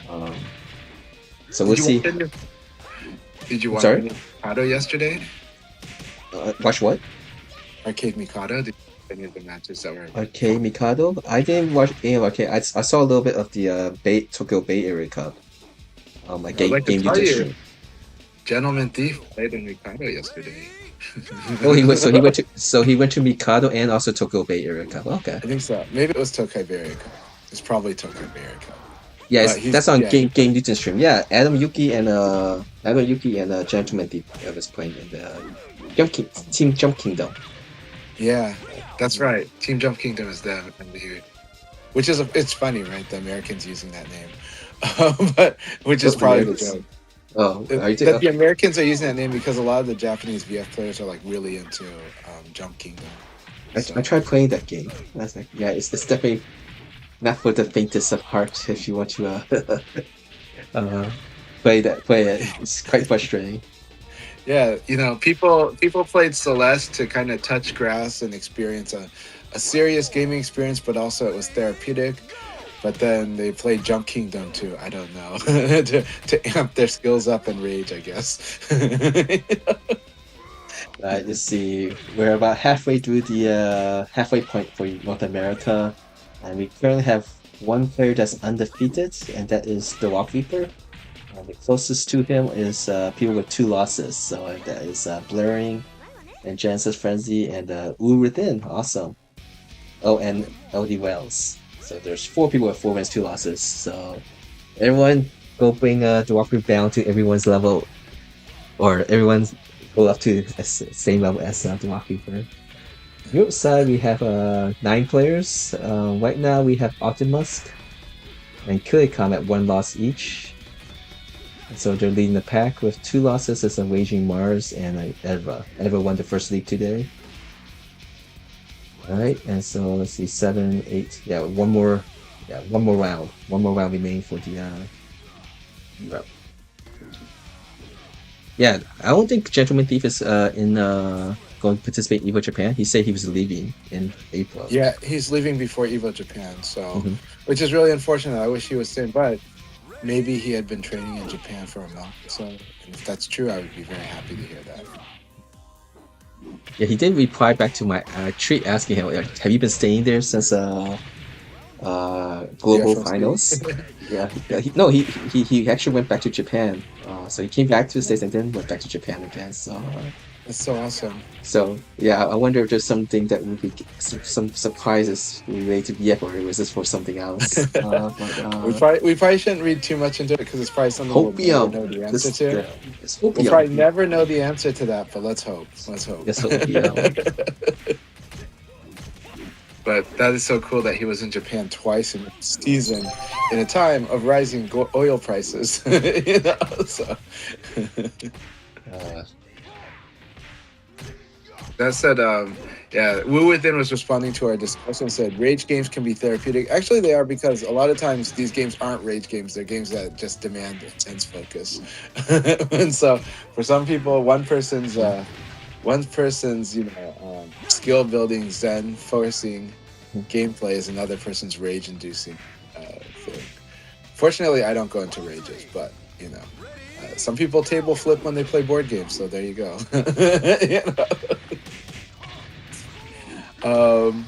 Then we also had let's see, We saw Akai redeeming doing a redemption. I'm sorry. No, I'm just teasing from your chat. Oh, But okay, okay. I did see that Hot Sauce Nelly was in the room, was in the chat earlier. Hmm. So Hot Sauce Nelly, if you're there, there is some kind of thing I did want to discuss openly. I guess I can talk about now. Is he still here? Or did he So already left? Let's see. probably already left, but Hmm. one of the techniques that like blurring has been doing, right? And that I've heard that the Vanessa Army is still working on it for some players is that, and it's a technique I actually had talked to blurring about long ago, and it, now they're using it. But I had gone over it with blurring about maybe 2 years ago, which is how to use Vanessa's high elbow. That's like a normal hit launcher, but it's a high and it's very short range, right? So the hard part about using this tool is, yes, you could use it like Nitaku, but the downside to that is that it would lose to crouching, and it could be crushed, right? Makes it less ideal than a mid. But I told Blurring that the good use for this move, because a long time ago, players like Dark Nova and Nelly would both tell me they think it's an underwhelming move. And I'm like, no, this is a very strong move. It's just that it's a very All right. narrow case. All right. I'm just going to interrupt you to get the results here. Sorry. All right, congratulations, Erva get a tie with Optimus UK. That would be a second first place finish for Erva today, and tie with Optimus in second league, with Adrian Mars getting third place. It came down to the 4 players, 6 wins and 2 losses. Everyone each pulled forward to top 4, but it came down to the plus minus round. So even if you guys lose, not getting the top finishes, taking a round or 2 off these top players will affect their positioning. So every match counts. Every round counts. All right, thank you guys for playing. We'll do one more league. Congratulations. Really, congratulations on a double first place. So, and they do get added into the system as both players getting a first place finish. It's a big deal. So yeah. Anyways, what I'm getting at is basically how to get really good at duck and punish, and how to find your character's tools for being good at duck and punish. Vanessa defense stance. Vanessa's high elbow is a really good duck and punish move, and its input in the move list is no mistake. It is 3P plus K. Now she can do it from standing or crouching, doesn't really matter. But when we're talking about duck and punishing, we're of course saying we're doing it from crouch. Now, what's really important to know is how to set this up, and and then how to turn it into a thing you can use as a reaction for skill. So for a lot of characters like Sarah and Vanessa, they actually can use these really good duck and punish moves from a crouch dash, and also while holding crouch. So if you're like, let's say you are Sarah and you hold down and guard to crouch, and then let's say you just hold down, so you're crouching. Even though you're holding down that whole time and you don't even let go of down like at all, at any moment you can press P plus K and she'll do her 2P plus K. You don't have to tap it. You don't have to go back to neutral. You can just press punch and kick while holding down. And so when Sarah does like a crouch dash or a down guard to avoid a high, she can just hold down and then press punch and kick at any time that she realizes that when she sees the high whiffing her, she can press punch and kick without moving the stick at all. For Vanessa, she can do this from a crouch dash, and she can just hold 3 the whole time, which is diagonal down forward. So she can do down and G method if she wants, but she can also crouch dash and then just hold the 3. And the moment that she sees that the person does a high or even a throw, she can just press punch and kick at the same time while holding that 3, and she will do that high elbow. It's a very easy way to do the technique. She could be holding that direction for 20 seconds and press punch and kick, and it'll come out as that high elbow. So this makes it a lot easier to do these moves that are very, very good at duck and punish. And all you have to do is just be able to kind of react, and you want to anticipate the high, and then the moment you see animations that tell you it's a high, then you can just go ahead and press the button and just boom, you get the whiff punish. A really good target to practice this on is, well, one good target is actually against defense stance Vanessa's KK, in which case you block the mid kick and then you duck the EX high and then you punish it. Another good target, the last one I'll give, is Jackie. So anytime Jackie does anything that looks like his 6P, which is like a mid, he typically has a high attack after it. Almost any time. PP 6P has highs after it. Beat Knuckle has highs after it, EX high included. And 6P, right, has a high punch after it. So, or even a high kick. So against Jackie, it's really good. Anytime you block this mid attack that's basically like, that looks like his version of 6P, anytime you block something that looks like that, or Beat Knuckle, you want to practice this. You can crouch dash right away to buffer a duck, but you can also hold down and guard and then practice this technique. Really, really powerful. If you build this skill, you will be it becomes very strong at higher level VF, and it's very scary. All right, that's all I got to say about that.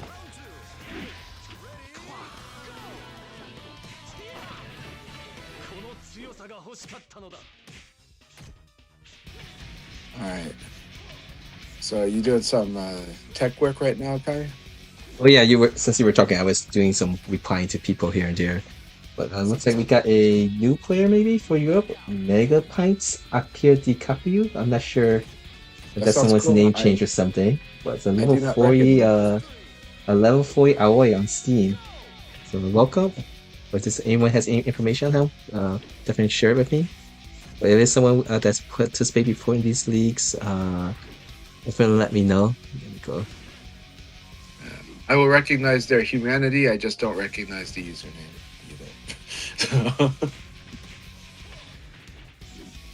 From France. That can't be Bingo. But France has a lot of strong Aoi players. That would be really cool.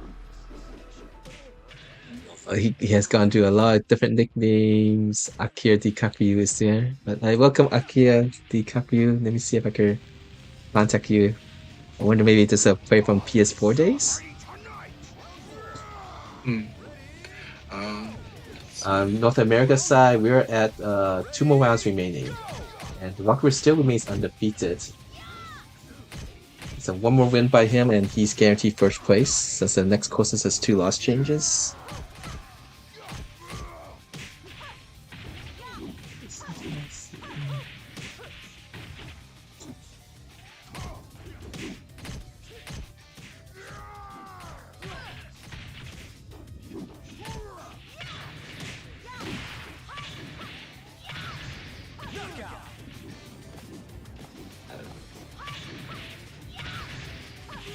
There's some strange things with the my Stream Deck or with OBS that I have to mute my my sound bites I've been trying to implement.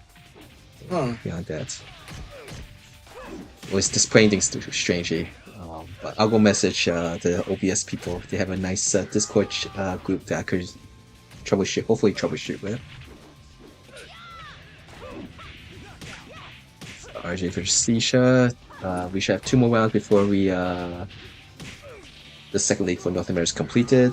Europe, 4 more matches before we begin the last league for today. Round 3. Ready, go!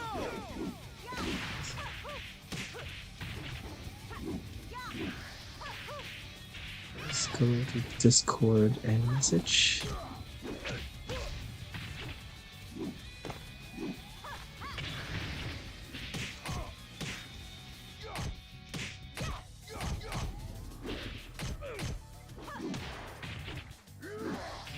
Yes.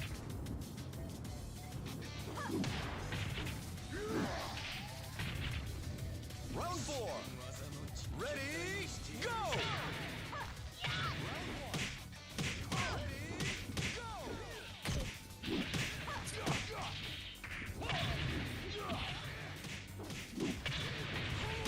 I really do think RJ and Sisha would make really good sparring partners. Because they have such contrasting approaches to the game, right? RJ has got a very aggressive approach, and Sisha tends to be slightly more passive.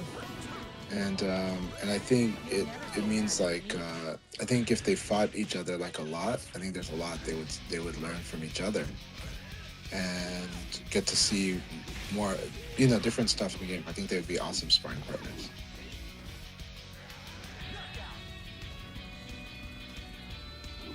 All right, thanks for playing Joy Killer. Hopefully these sessions have been enjoyable, and whenever you have free time, come play again. Yeah, thank you very much, Joy Killer. Yeah, I think the one thing I think both me and Chancha will agree is that these league sessions, it's a nice way that kind of depends on your own schedule. You try to stay 2 or 3 hours to play it when you can. It's very convenient.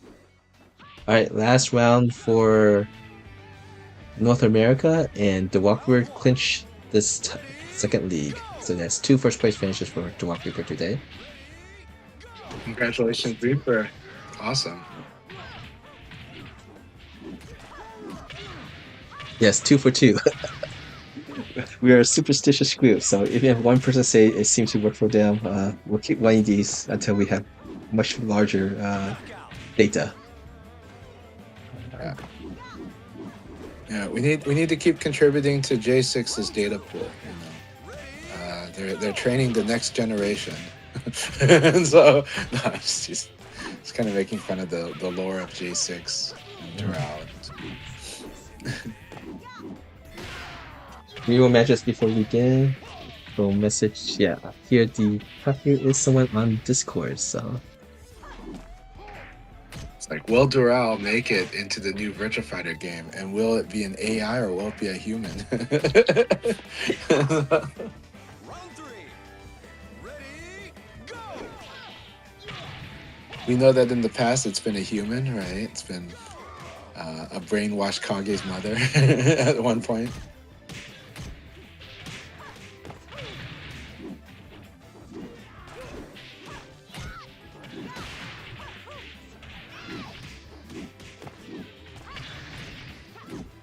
Knockout.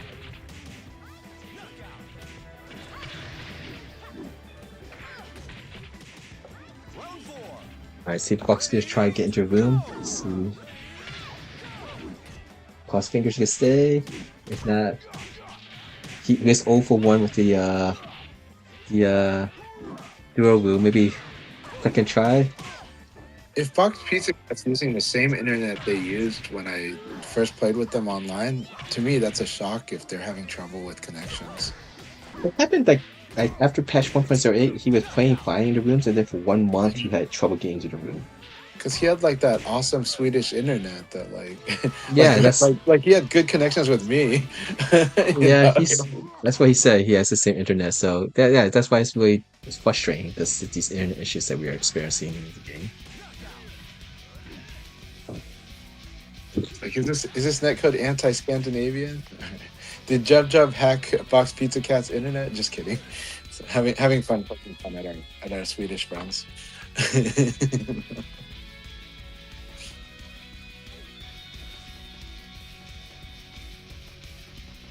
Maybe Jub accessed Mythos and said target Box Pizza Cat.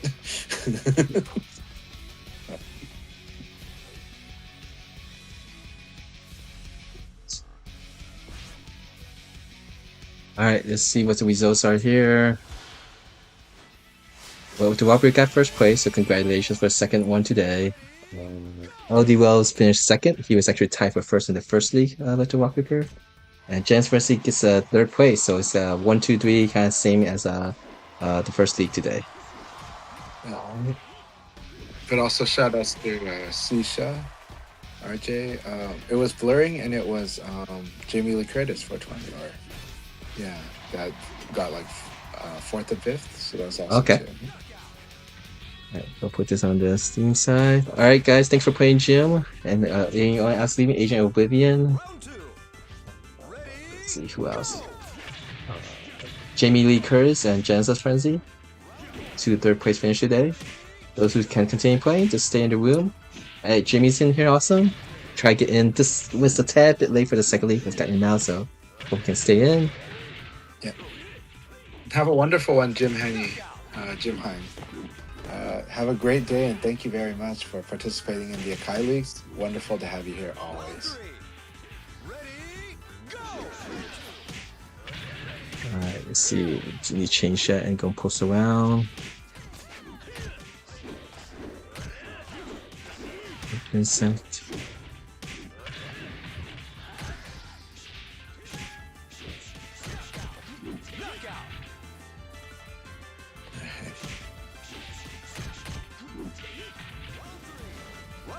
Oh, thank you very much for the shout out, Obvious Creed. Always happy to help. Jim Hine knows this very well, but it is true. Feel free to reach out to me anywhere, Discord, anything. But I've been enjoying watching your journey, so keep it up, Jim Hine. Keep it up. And once a week is fine. It's up to the person, for each one, however they can fit it into their life, But of course, if it's just once a week, then we just kind of adjust what our goals are for that once a week. But we don't overstress either. This is a game where you're just continually learning. Yeah, everyone has their own. Everyone has their own unique journey, and everyone will go by different, But but it's a hobby, so we hope people can enjoy it, whatever your skill level is. I still have to post for North America. Oh, looks like we got. Wesley got kicked out, or he's coming back? Okay. It looks like Box Pizza still can't get in, so I wonder it might be this inner service program, because there was one time he couldn't get in for about a month, but really had a lot of trouble getting in, and then this seemed to work again. And we don't know if it's actually the netcode itself or related to the something else. Yeah. Okay, let's see.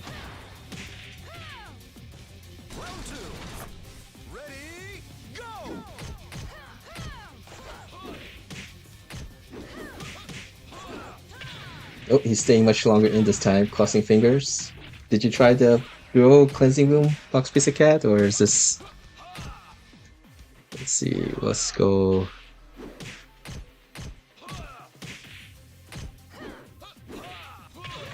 You did, awesome. So Box Pizza Cat says Lethal I think 4 it maybe works, but it doesn't. Do we consider that as a dual success or not success? We just consider it mixed results. Mixed 2.5 results. 2.5 out of 4 tries. It's a little sad I had to do this. Alright, it's one more match, right? Yeah, one more match before we begin the Europe League. I got 8 players. I think this is my first time seeing Akira Di Capiu Megapint. Usually it's in brackets. I'm guessing that's like a teammate or something that he would go by Akira Di Capiu. Let's see. What does it have right here?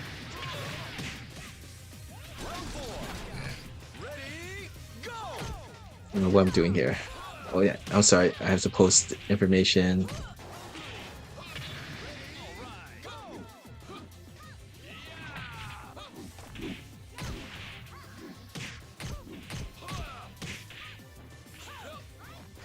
And of course, if you know friends or someone who do not speak English as their primary language, I did have Google translations and people from the community to help correct them or make them sound more better. So hopefully, if that was a thing that was hesitant on participating, maybe that will help. Let's see. Alright, we'll start the 5-match countdown here now for North America.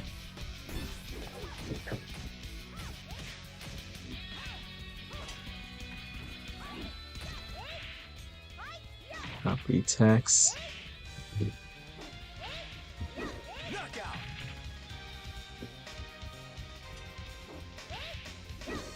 I think they're still here, just haven't played in the room. I think XTN is still very much a Taka main, but I could be wrong. Last time he was playing Taka. I still get to fight quite a bit of Taka, but it's probably less than previously because some of the Taka players are definitely playing other characters or trying other characters. I think Taka is honestly still strong in this game. It's just that he's always had to mix up a lot.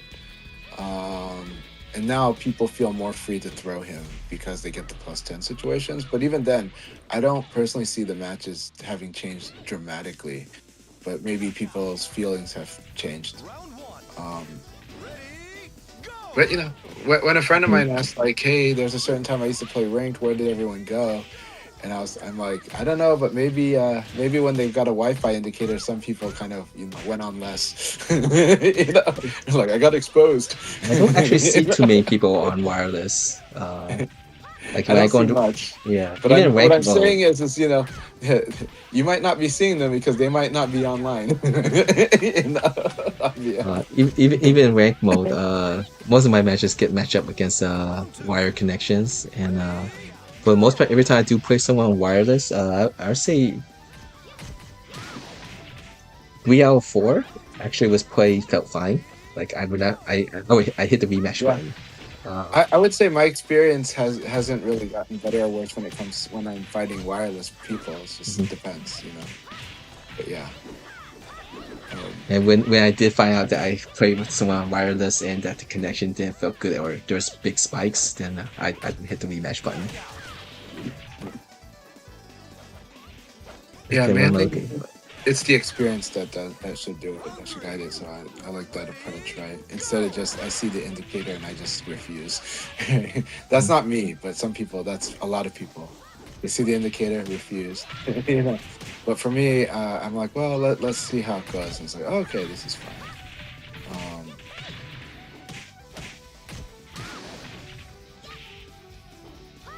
and then some other people, this is pretty rough. We probably can't go forward with this. So yeah.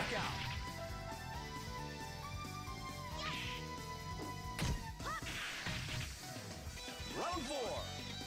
Ready, go!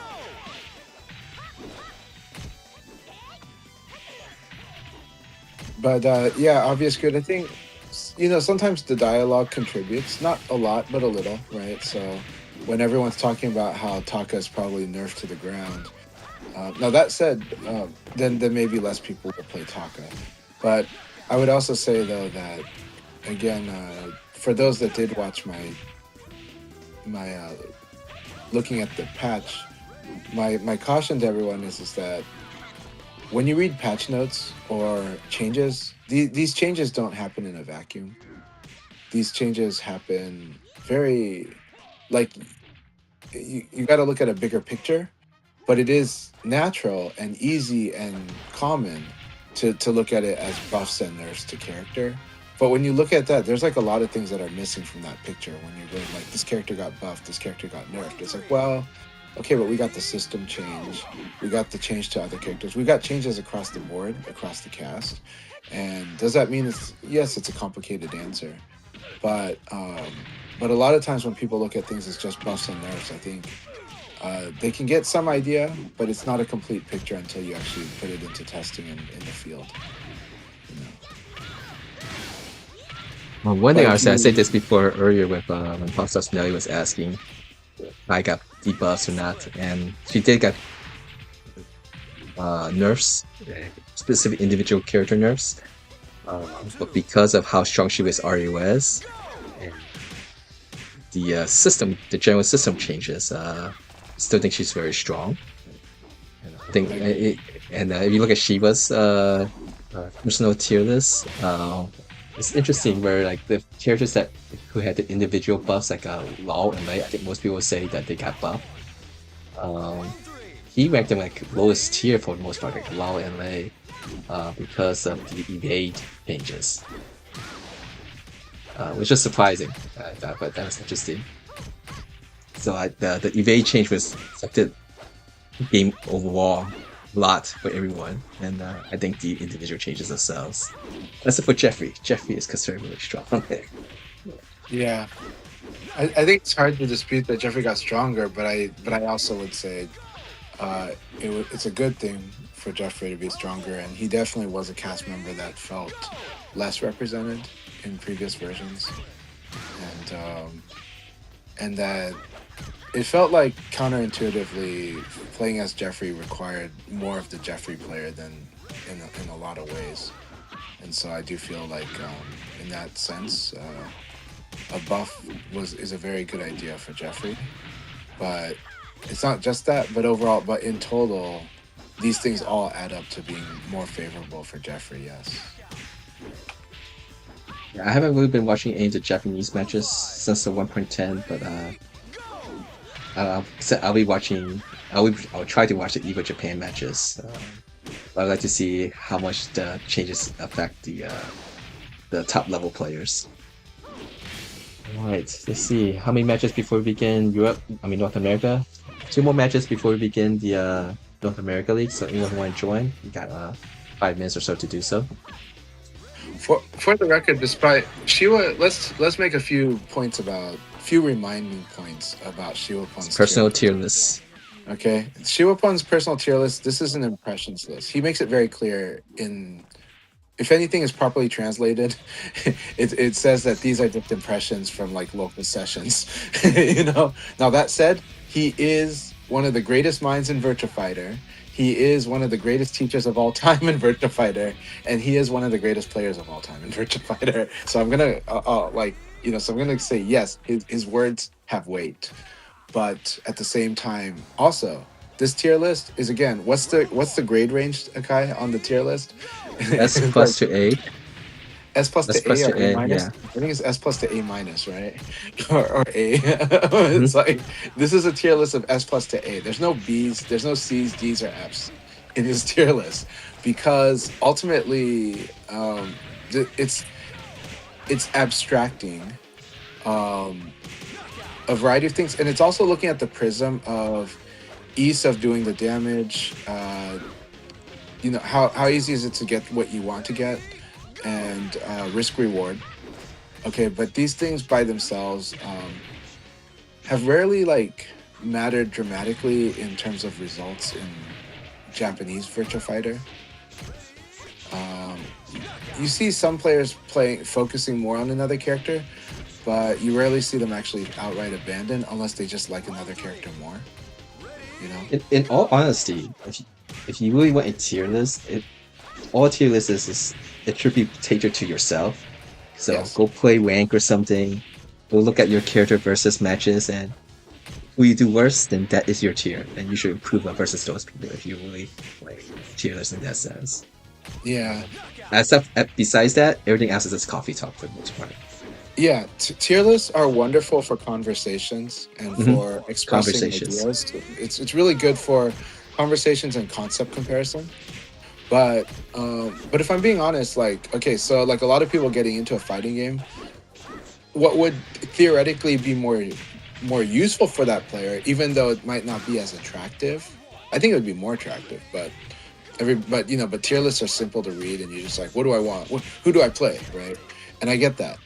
But what would be more useful, but it's kind of hard to do, is talking about, well, this character is likely to be very strong in like beginner, and you'll learn these concepts. This character is hard at intermediate, and then this character becomes really powerful again at advanced, but you got to be doing all the advanced stuff, and then it's really good. You know what I mean? And that's actually a more accurate way to describe a player's journey with a character or what their experience is like. And that way, a player that's more at the intermediate level will kind of know, oh, okay, if I play this other character, I'll probably start being strong there because of these skill sets that we're applying and what's likely to happen in that quote-unquote metagame. That's a more realistic thing, right? I recommend Sarah because I think overall she's just really, really strong. But it's also true that at the highest level, she might find herself working a little harder when the whole field is playing at like with all knowledge and everything. But Sarah will really improve your skills completely, while also giving you an intuitive way to play the like beginner level, intermediate level, advanced level. It's the only complaints I really, really listen to when it comes from Sarah players is only at the super highest levels at some parts of their struggle, and even then, she's still one of the strongest characters. She's really strong. So, but every character in this game is really strong. But when it comes to Lau, my caution about Lau is amazing. By the way, I love Lau, and I think he is a very skill-satisfying character. That said, when we're saying that a character is very skill-satisfying, we're also saying that you have to build quite a lot of skills to really get a lot of those rewards. But when you build them, it feels really good, and you might have to really like stress your understanding of the game systems, but the rewards are there, right? Lau totally destroys people at the wall. Lau, his pressure is a little different, right? His pressure can be is good, but the Lao player actually has to use use a lot of knowledge when they're applying that. Like they actually want to be kind of the type of person who understands their frames when they're applying pressure, and then but they also want to be willing to break those frames until the opponent calls it out, and then work with that as the basis of some of the guessing games and the basis for creating more delays. And once they create delays, then Lao has another game, but again, this is an advanced concept. So Lao, I think, is a very strong character itself, but I do think quite a bit of work, especially even at beginner, intermediate, and advanced. But I think he is so fun, and I think he makes you a better VF player playing him. So. All right, we just started the last league for North America. We have nine players. Awesome. So good to see a little bit of everyone. Let's go to the list of new participants in this third league. Let's see. All right, training curses last session. But Lao and Aoi are both characters. If Aoi is playing right now the way that I think she might be playing after some adjustments to the tools that she got a year and a half ago, then I would probably say that both Lao and Aoi has always had to work around low punch, because low punch is not that low punch is broken against them, but low punch calls them out on a lot of stuff and makes them move off of like their more powerful plays. And so they've always had to get the opponent off of low punch and then do their stuff. And I think that's true for both Aoi, except during the Revo era, and then and Lao in general, right? Lao. That's why Xiopon talks about low punch with Lao, is that for Lao kind of wants to get the opponent off of a 2P kick, off of a 2P addiction. Because if they're on the 2P addiction, they actually then suddenly Lao's play is a little more boring, but also a little more working around that low punch. And it's not so horrible. It's just that once they get the opponent to hesitate or to do stuff outside of low punch, and if they can really get the opponent to do like highs, then Lao gets to do a lot of pretty mean stuff. Yeah. But low punch is not broken. It's just a barrier for them doing what they want to do at first. But I think in Revo that changed. So for Aoi, go ahead.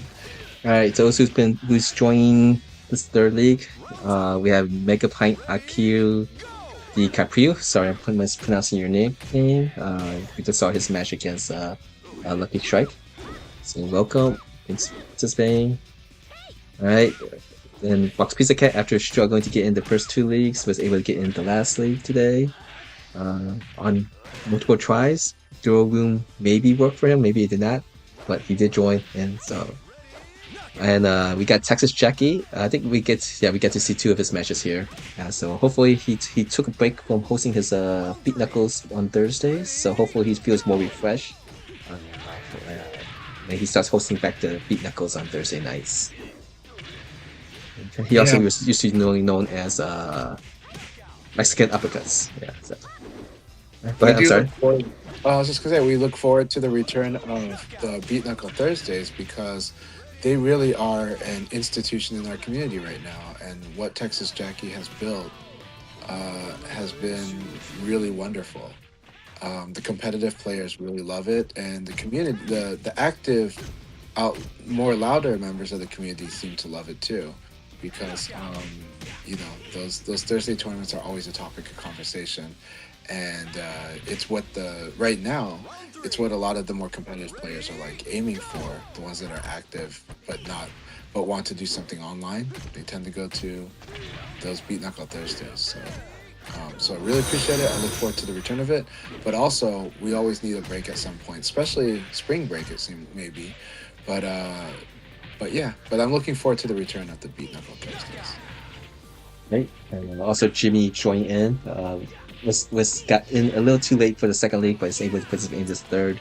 Is he playing Pi? I know he was playing Pi last weekend. He plays everyone, so you never know with Jimmy. Depends on what he's feeling. But Jimmy Taka. is an amazing player. Taka. Taka, hell yeah, there you go. See, There. everyone's asking where the Taka went. Jimmy brought it. Jimmy brought all the Taka.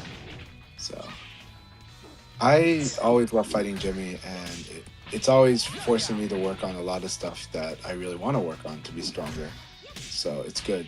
I had so much fun fighting with Jimmy last week. We fought quite a bit, more than we fought in a long time, and I had a blast with all of those fights. And I think people that watched those fights and participated really enjoyed it too. For that. Yeah, so you'll be seeing again these players' information, graphics wells is slowly improved. Just got busy, but slowly going to what I want it to be, and those are outdated ones that's not what I want it to be yet. But the goal is for many years was everyone knows everyone with your fists, and everyone's journey with VF is different, and so we hope to be able to accommodate all skill levels and wherever your journey is right now with VF. Okay. Watching something here, earlier I talked about duck and punish, right? And I talked about some moves you can do while just holding crouch. With Pi, for a beginner, while standing kick, using a Tekken terminology, while standing kick, meaning that you're crouch and then you let the stick go to neutral and you press kick. That's not a bad one for beginners, so you can use that one whenever you want to duck and punish. You duck a high and you do this move. But a really good one with Pi to aspire to is sometimes nailing 3K plus G, which I believe you can do while holding 3, right? You can hold 3 forever and just press K plus G, and she'll do that like launcher, if I'm not mistaken. Yes. And so that's a really good one to aspire to. That's like your long-term goal, is to be able to duck a high and do that move. It's hard because you gotta do it pretty quick. Now that said, if you don't feel you're fast, I'm gonna give you guys a secret one. Not a secret one, but one that Killa uses quite a bit, and Numbers is the one who pointed it out when he watched the replay, is Killa will do, like, he'll duck an opponent, and if he sees them whiff like a throw or high, he'll just hit throw. Like, he'll just, you don't have to do anything with the stick. You just do throw. It'll be a neutral throw, but this is a super fast way to punish a high or a throw. And yes, your opponent could escape it, but their only chance is to actually escape it. Like this will really, you're using the fastest option, you're ducking and punching, and again, if they escape it, not a big deal, you didn't get hurt. So ducking, and then the moment you recognize they actually do the high, throw is not bad unless they're doing a string. The weakness to this approach would be if they did string. Or no, not even that, because if the throw's guaranteed, yeah, they have to escape. If the string, so yeah, unless you were ducking a high that has a follow-up. But as long as that high has no follow-up, yeah, that throw is like really secure. So I recommend practicing this. It's a long-term goal. So when I say it's a long-term goal, I mean it's something you practice, like, each week a bit or every other week. But like, just know that you might not get it right away, and it might take a while, but eventually you'll get there. And when you get there, it's really powerful and it's really satisfying. Results for the Europe League should be finished. This is the last round for the Europe League. Let's see the results here soon.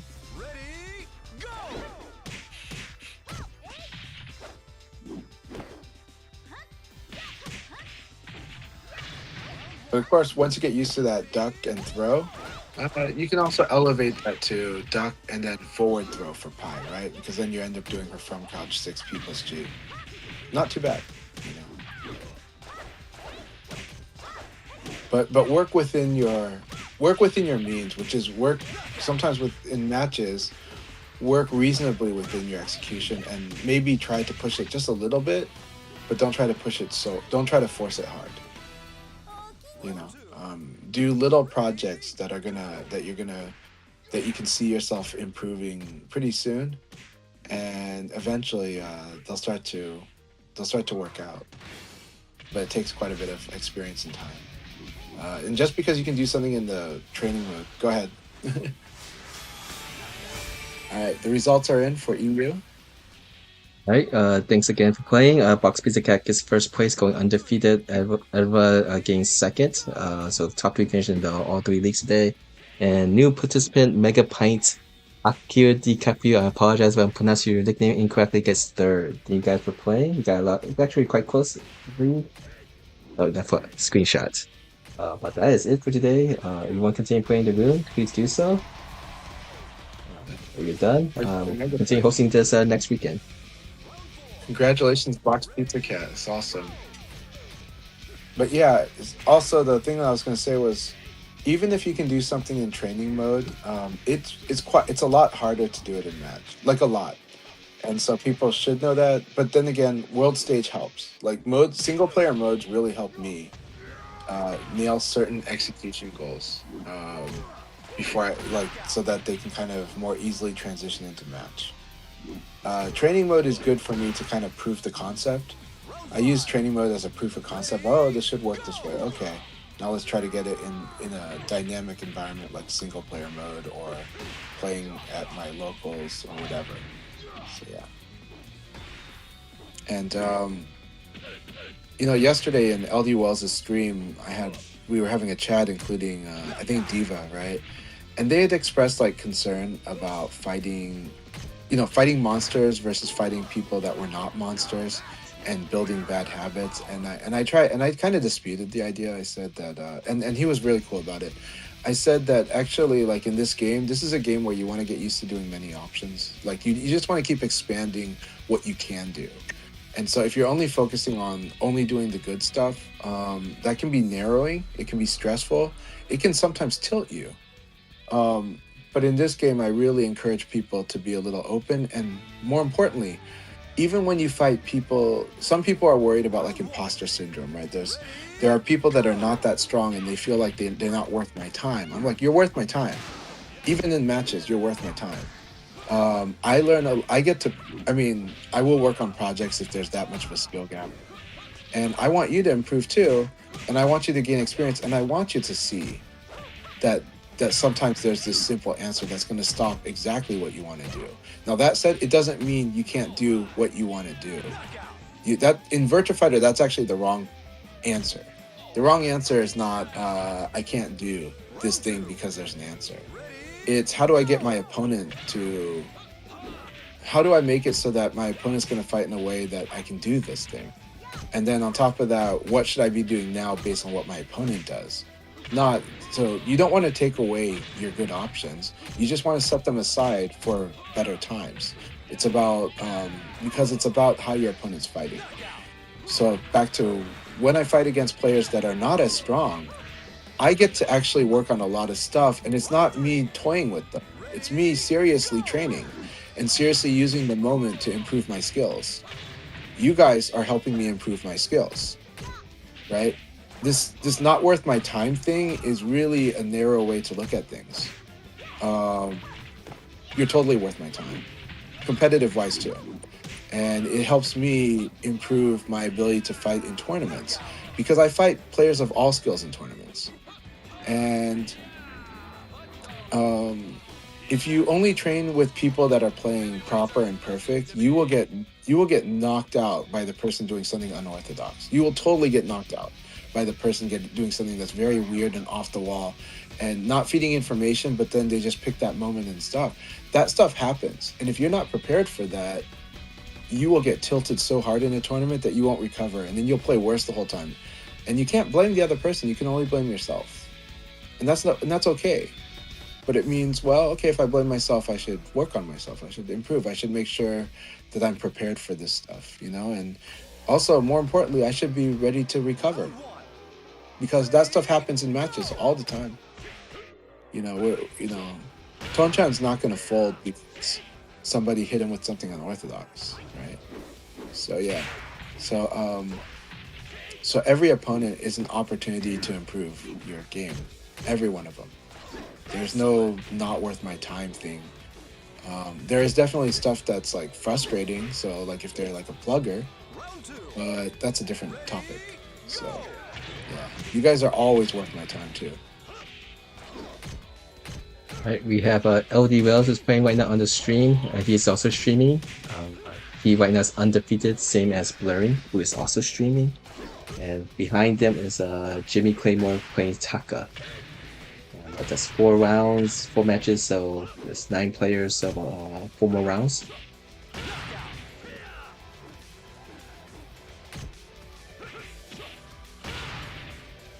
Speaking of Tekken, I heard that the latest patch has made people much more happy on that side. So glad that for those who were disgruntled and is finding pleasure with the new Tekken patch, good for them. I did notice my timeline less complaints though. So.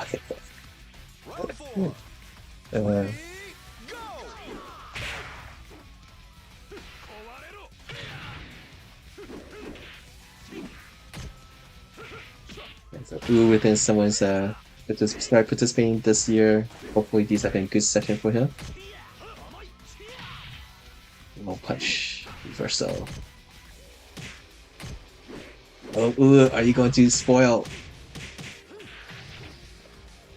What's that? Oh. Oh no, I got that. Come on, I with it. did. There you go. Yes, the high jab always wins. Low punch, crush that. It's like, you trying to throw me when you have no life? Boom. You know? Apologies, LD for saying this, but yay, within spoiling LD undefeated streak. But at least now Blurring as undefeated, so everyone's goal is now to pick him down, bring him down to everyone's level. Blurring is what's today's 8? It's all good. This is just fueling the fire for LD Wells. Because is there a tournament today? If there's a tournament later today, he'll be fired up and winning that tournament. If you're talking about the bi-weekly takeover, that'd be next weekend, right? I believe. I think so. Or did they stretch? Or is it going to be May 13th? How's it look like? No, I think it was next week. I think it was next week, right? And Virtua not sure if they're taking a Kazama break or says not. Well, I think Virtua Kazama says he's literally taking it over. It's weird because you feel like for the first time, and I was like, didn't you help cover it many times? But I don't know. I don't know. But we'll call it. It sounds cool, and it's yeah. Well, speaking about Blurring's undefeated record, we get to see if LD Wells will be able to get him into the one-loss club here. Both of them are streaming, so please support them if you can. 2 scoops. If you see the throw coming, then Buttons is correct. Buttons is more correct than Crouch, actually. If you see a throw coming, Buttons are more correct than Crouching.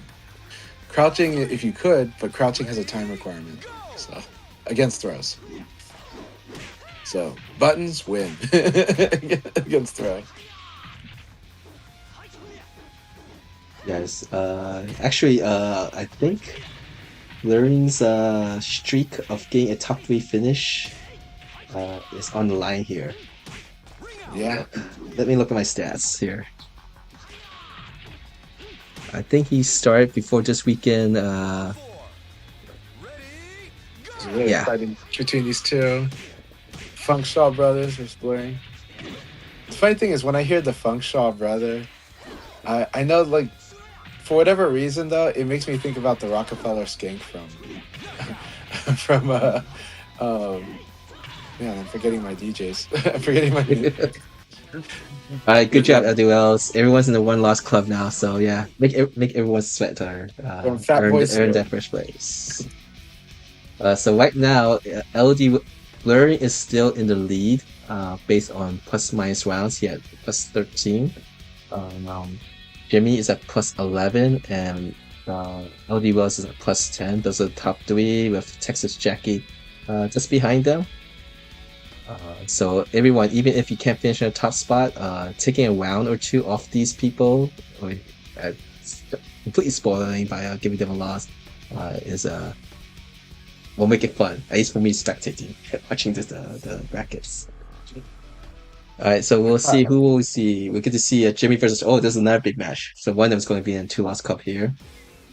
LD Wells play against 2 scoops. Wu against The Walk, and Texas First Jackie versus RJ. Let's see how Blurring fights against Jimmy's Taka. Jimmy's checking with that down P plus K. He's just watching to see what is Blurring going to do on a normal hit. It's also what it is that Jimmy is hit confirming 2 P plus K. That's actually a big deal. A lot of Taka players you fight will not hit confirm it. Taka absolutely should be hit confirming when they use that move. Because on a normal hit, on a normal hit, they can still block the second one or crush. And so it's something where Taka should only be following up that 2P plus K for a number. The main reasons are one, they get the counter hit. Two, I think recovery hit. And three, they just really believe the opponent's just going to eat it. But outside of that, the problem is if Taka does the full thing and they block that second one, he's punishable. And Leon gets like 6PP, 66KK. Like, I love it when Taka players overuse that move. So Jimmy is hit confirming with it. So when you watch Jimmy, watch that he's hit confirming a lot of stuff. Jimmy is a player that aspires to be the high skill player, meaning he wants to do stuff that's guaranteed and it's going to work. And he uses his movement not to just spam or anything, but he's trying to watch for opportunities. But he is also very direct and straightforward because that is what you want to be strong at. Jimmy's always working on his skills. I always love the way that he works on his skills. And it's always fun to fight. The reason is, you'll see that when I fight against Jimmy, that was a really good evade. You could punish. That's like a huge punish. By the way, if you sidestep Taka's 2P plus K, you really want to apply a mid right away to him. Or a low throw if you're Vanessa. So, but that said, I think Jimmy would actually escape the low throw, so I would just go for the mid personally. Like Leon would get sidekick PKP. A lot of characters get powerful stuff. Is that enough? I don't know. Lao might get P plus K. With the new Lao might get P plus K if he evades that thing. Alright, so I think Jimmy is the only one in the one loss club now, at the top. The match between LD Wells and 2Scoop got disconnected, and the BF Netco guys favored 2Scoops here. And Blurring currently sits at second, if Texas Jackie is sitting at third at the plus minus rounds. Alright. And, RJ got disconnected from Will. He had to leave. Alright, 2Scoops versus Jimmy, or is that the last round? And then he just left. Check with him later. This might be the last round. Is it 5-2, 5-6-1? Yeah. This is the last round, so I'm guessing RJ is just leaving because it's completed.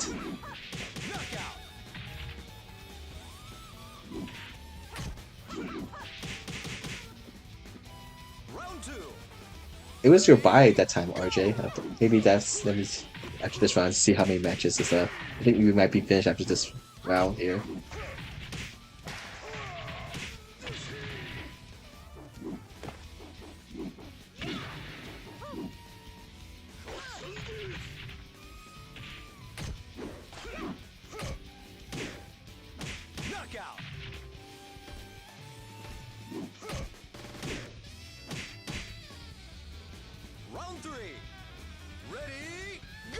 Yeah, you finished all your matches already, RJ.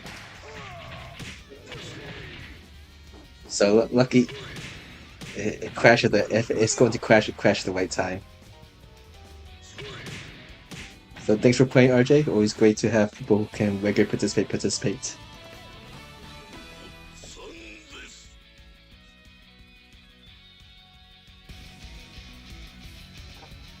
Alright, so let's look at the final results here.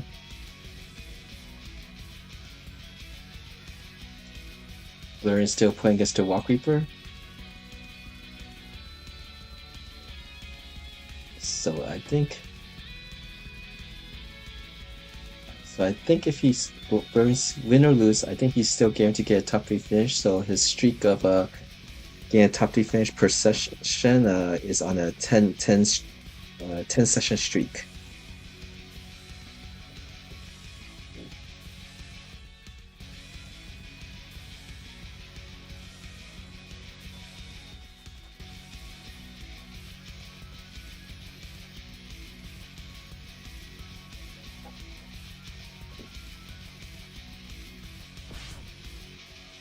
Alright, let's see what the results here is.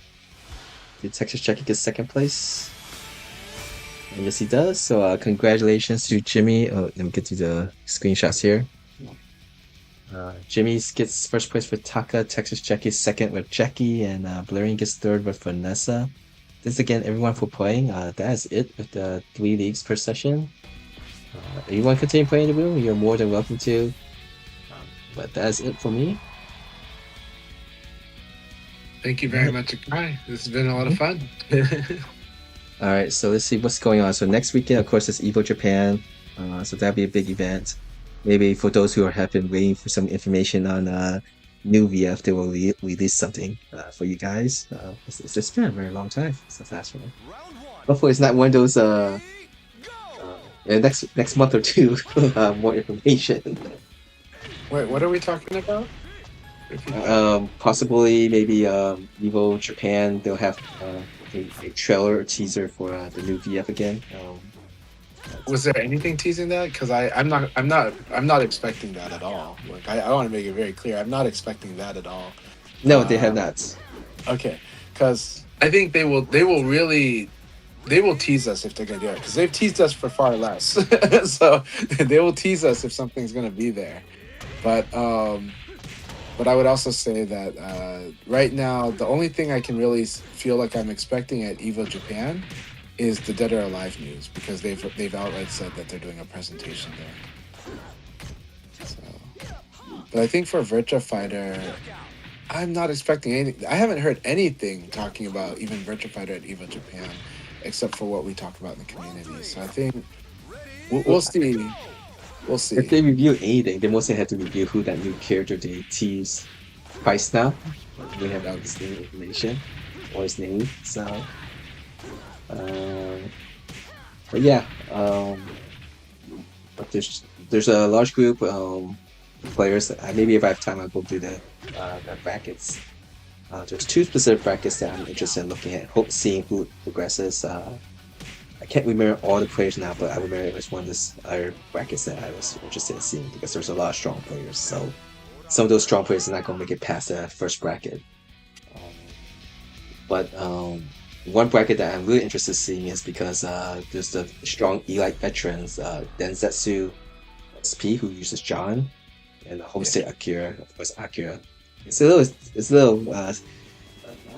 They're both on the same Hydrix esports team, so it's a little disappointing that they decided to that the brackets came out to be where they might possibly eliminate one or the other. And there's 2 more of the younger generation VF players from Japan. Vegito, who got a top 4 finish with Wolf in the Tokyo VFOC offline tournament. So it's very strong, and he's been doing very well in the Tokai Bay Area Cups too with his team. So you want to see some strong Wolf play, kind of keep your eye out for Vegito. Yeah. And there's the Gakusei Sarah, who I think might be using Jack instead of Sarah, but that's his nickname. This is the first person who won that under 22 tournament back in the day. I kind of like how I said back in the day, because it's been a long time since Ultimate Showdown came out. Yeah. I would say, though, that when we're looking at the brackets, because some people are always wondering, like, why certain things they recognize, understand that, like, these pools of players, there's a lot of, especially Japan for Virtua Fighter, a lot of really strong players, right? And, like, let's say you'd be like, let's say, why is Homestay in a similar section as, like, for example, Densetsu, right? And it's like, well, one, from my experience in these tournaments, there's a few factors I want to say. One is that these pools are kind of auto-generated. Not fully. It's just that you organize, like, where, like, the strength level, but you don't outside of, like, the very top seeds, like the top 8, you don't really have direct ordering, but you can tweak it after. But a lot of times you're grouping these. Now, that said, let's look at that example I just gave. Densetsu has a higher record than Homestay, right? But Homestay, to all of us, is a legend. We know how strong he is, but he's kind of like Daigo. Where do you put him in the bracket, right? And you can't really just say he's a flat-out top 8 seed, but he does have high performance that gets him close to that. So he's going to be grouped in a different way than maybe Densetsu. And Densetsu also has, while he doesn't make it to the online qualifiers in the finals, his performance in the qualifiers he's been in is really high, and at other tournaments too. So it's one of those things where, from our gut check, things will always look a little funny, but at the same time, these things are, it's a really deep field. There's also the whole factor of when we're talking about Americans, who knows what the Japanese think of each American. But in my experience, when I went to EVO Japan like 2 or 3 years ago, I felt like we were given way benefit of the doubt, because I think they were treating us like we were seeds. And I don't know if that was intentional or not, but that's how it felt. Because I was like, oh, that's interesting. They really gave me a bracket that feels like I was a top 8 or something, And so, you know what I mean? So, but I don't think it was intentional. I just think it worked out. So there might be still changes happening to the brackets, whereas I'm trying to kind of get some information, and everything is not being published. So they might be taking those direct messages and stuff to see if they can make adjustments. And I think the Japanese community will chime in. Go ahead, sir. But if it stays the same, and again, we don't know how these brackets were made. Only the people who made these brackets will know. I know with the VFOC one, since I was actually one who, at least for all the online qualifiers, I was the one they asked to help give seeding position. So if anyone hates how it was seeded, you could blame me for those, because I did all the online ones for the Tampa Never Sleeps. I'm sorry? I honestly think all of these, like every VFOC last year, I thought all of the brackets were pretty good, to be honest. So, but the last... Go ahead, you can finish your thought. No, but also including this year, I think I do think they're generally well, but I do think some results, like some positions, are really hard because, like I said, homestay, it's a hard one to pin. He's gonna because he's not like a flat out clear top 8 right now, But because he's a name we recognize, we always feel like all 16 brackets, and there's a lot of brackets.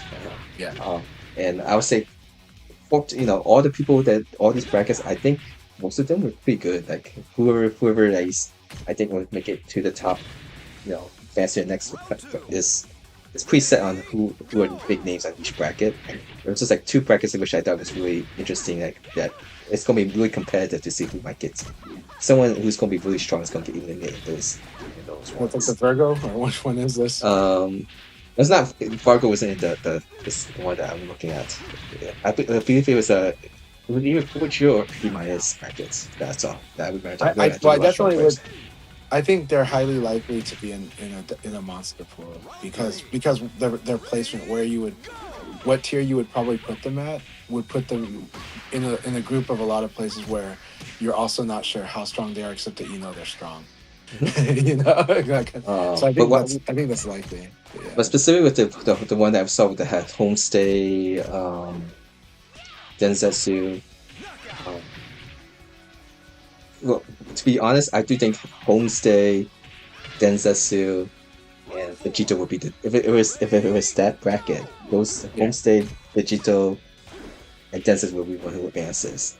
But there's a 5th player that I thought that would be interesting to see how he does, and that would be Killa.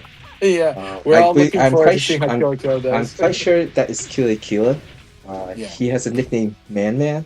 But when I was going through all the players lists, Man used to be known as Goldman Pie. Goldman Pie was the one who got 5th place in Combo Breaker last year. And when he showed up, they know that's Killa. For me, I think Killa will do quite well if he has time to play in Japan and fight a lot of the Japanese.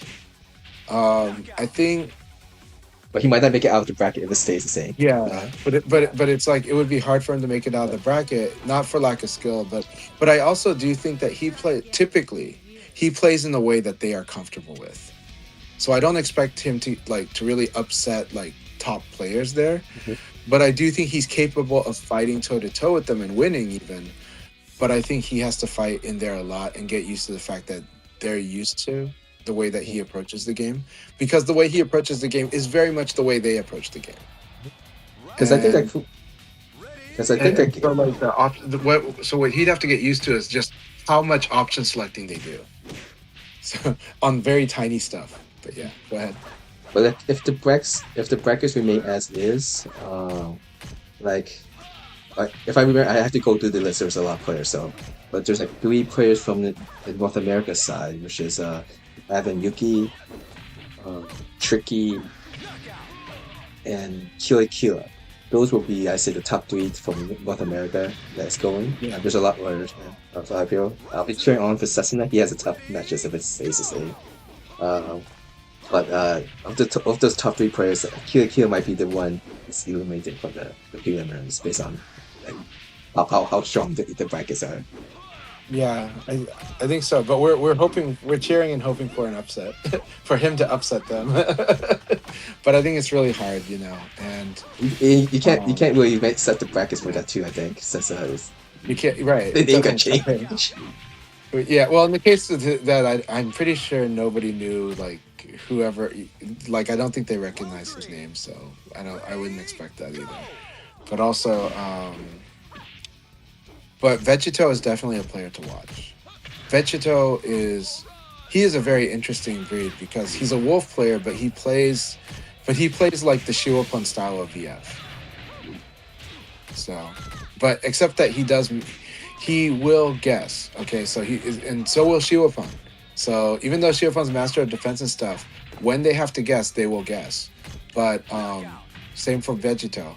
And Vegito very much plays the like the pure skill 100 like maximum knowledge style game. And he's not going to try to cheese it, but if he thinks you're egregiously doing something, then yes, he may act on that read. But generally he will start with just playing very like super fundamentals and knowledge. And he's very good at it. So yeah.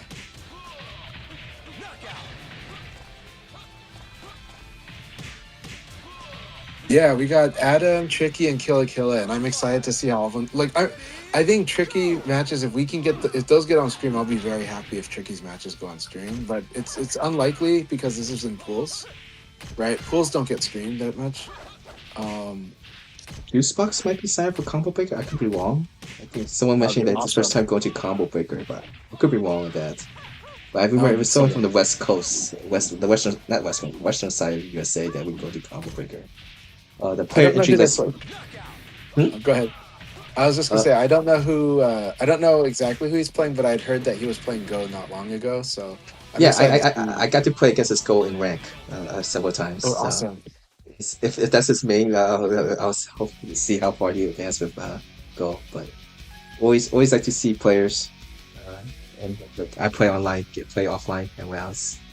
He might be playing Go to also improve his read and guess, right? So he might be playing Go as a way to like really force himself to win on guessing and reads. And then maybe he goes back to Akira or he goes to another character. We'll see, or he might choose that, or he might realize, that he really likes Brad, right? We'll see,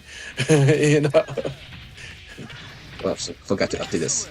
I was talking, forgot to do this. But yeah, this is all the leagues are done. This people is playing room for the matches itself. But the player list for Combo Breaker has not been posted yet, so I can't go to peek on who's going and not going. Let's see. Yeah, I don't think Tricky will be going. I could be wrong. I think I think she signed up for Evo Las Vegas, so I'm not sure how much. I think so. I think that's correct. It sounded like she could only really budget Evo Japan and Evo Vegas, and that those were her goals. So, and I think she also, I would imagine that she wants to rest more instead of go from Evo Japan to Combo Breaker.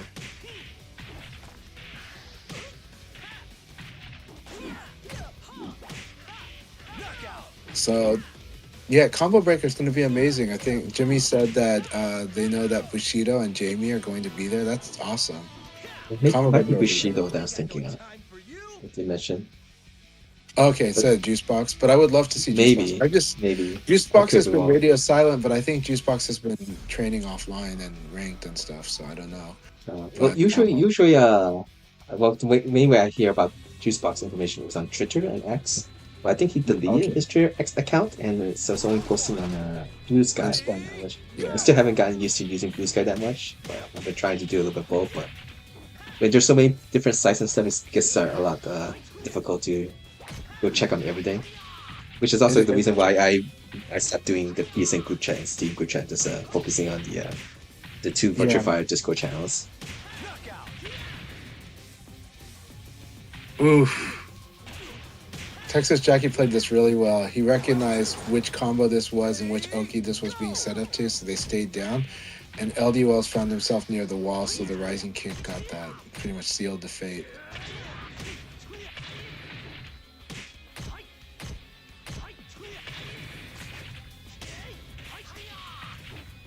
Participate in the Texas Showdown. I think he was a top 8, if I remember correctly. He was part of the 8 people that had to wait many hours before they play. It was trying to be the same as VFOC online qualifier second one, which the finals was being played past midnight or so. Jimmy Claymore commented that Texas Jackie got really good. I agree. The thing is that Texas Jackie's a very smart player, and I've only fought their Vanessa recently, so I don't know how they're playing. Like, I haven't fought their Jackie recently, I think, but I really loved fighting against their Vanessa, and I felt like they were doing so many smart little decisions here and there that it was really exciting, those matches. So I really like the way Texas Jackie fights.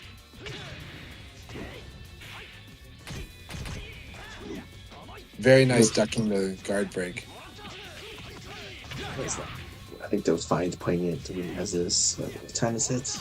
I think